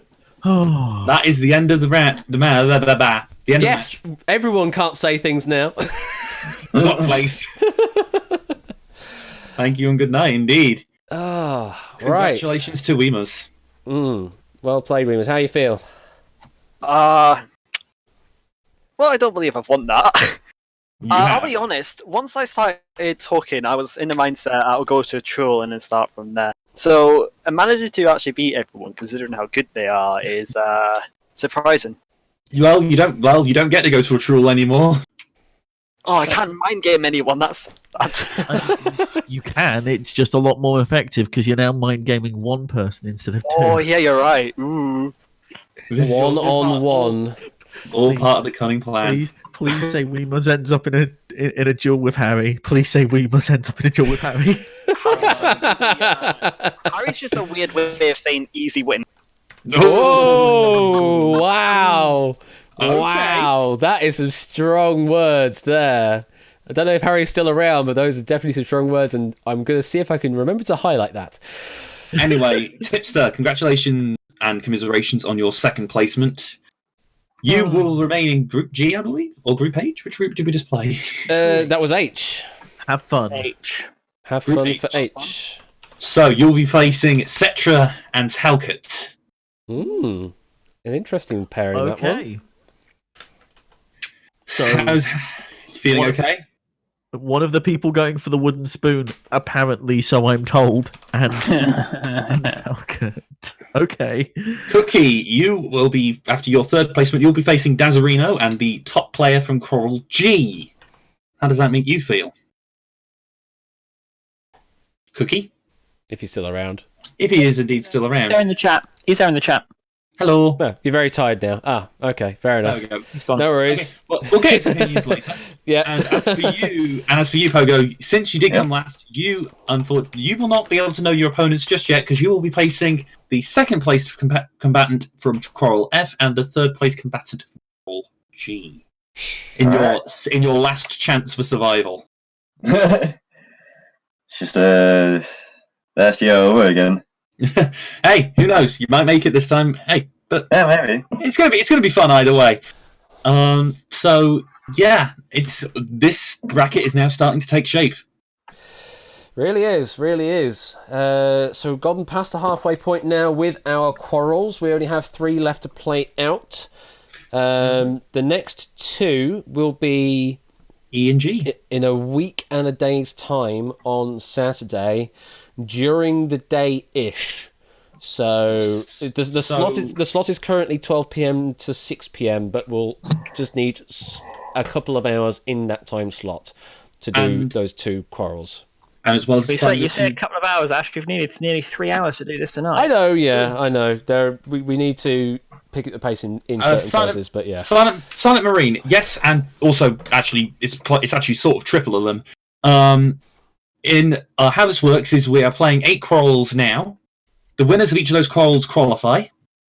All the losers get sorted into this truel setup that you have here. Anyone who wins these truels will also qualify and progress to the finals tournament, which is a 16-man double elimination. So essentially, it's triple elimination-ish, but also not. Triple elimination light. So it's some weird hybrid of the two. It is, yeah. You can lose once in this segment. Yeah. Right. Well, I think that about wraps up 2.5 elim, yeah. About wraps up this evening's episode of Duel Season 3. Any last words from you two, Scorecount and Matt? Yeah, another congratulations to Harry and Weemers, and commiserations to the remaining 6, and good luck to the 12 that are yet to try themselves. And I've been Scorecount. You've been Scorecount, Matt? I'm hungry and I've been at the rare. Well, I'm equally hungry. I need to get some food as well. Thank you very much, everyone, for keeping with us, especially with some of the technical difficulties we had as well. Hopefully we're sort of paving those out, and yeah, look forward to seeing some more Duel in a week's time. In the meantime, tomorrow, of course, there will be some Family Fortunes with Royal Flush over on his channel. Let's go and give him a shout, just like that. Go and give him a follow if you're not already doing so. I might be doing some Doot Drop dev stuff during the day tomorrow, just trying to tidy it up, basically. Finding all the little bits and foibles that need doing to make it look really nice, add in all the live leaderboards into the game, etc. And yeah, that's going to be it. I've been Ash the Bash. You've all been awesome. Thank you very much for all the bits as well that have been coming in. And stay tuned for some more Duel. Take care.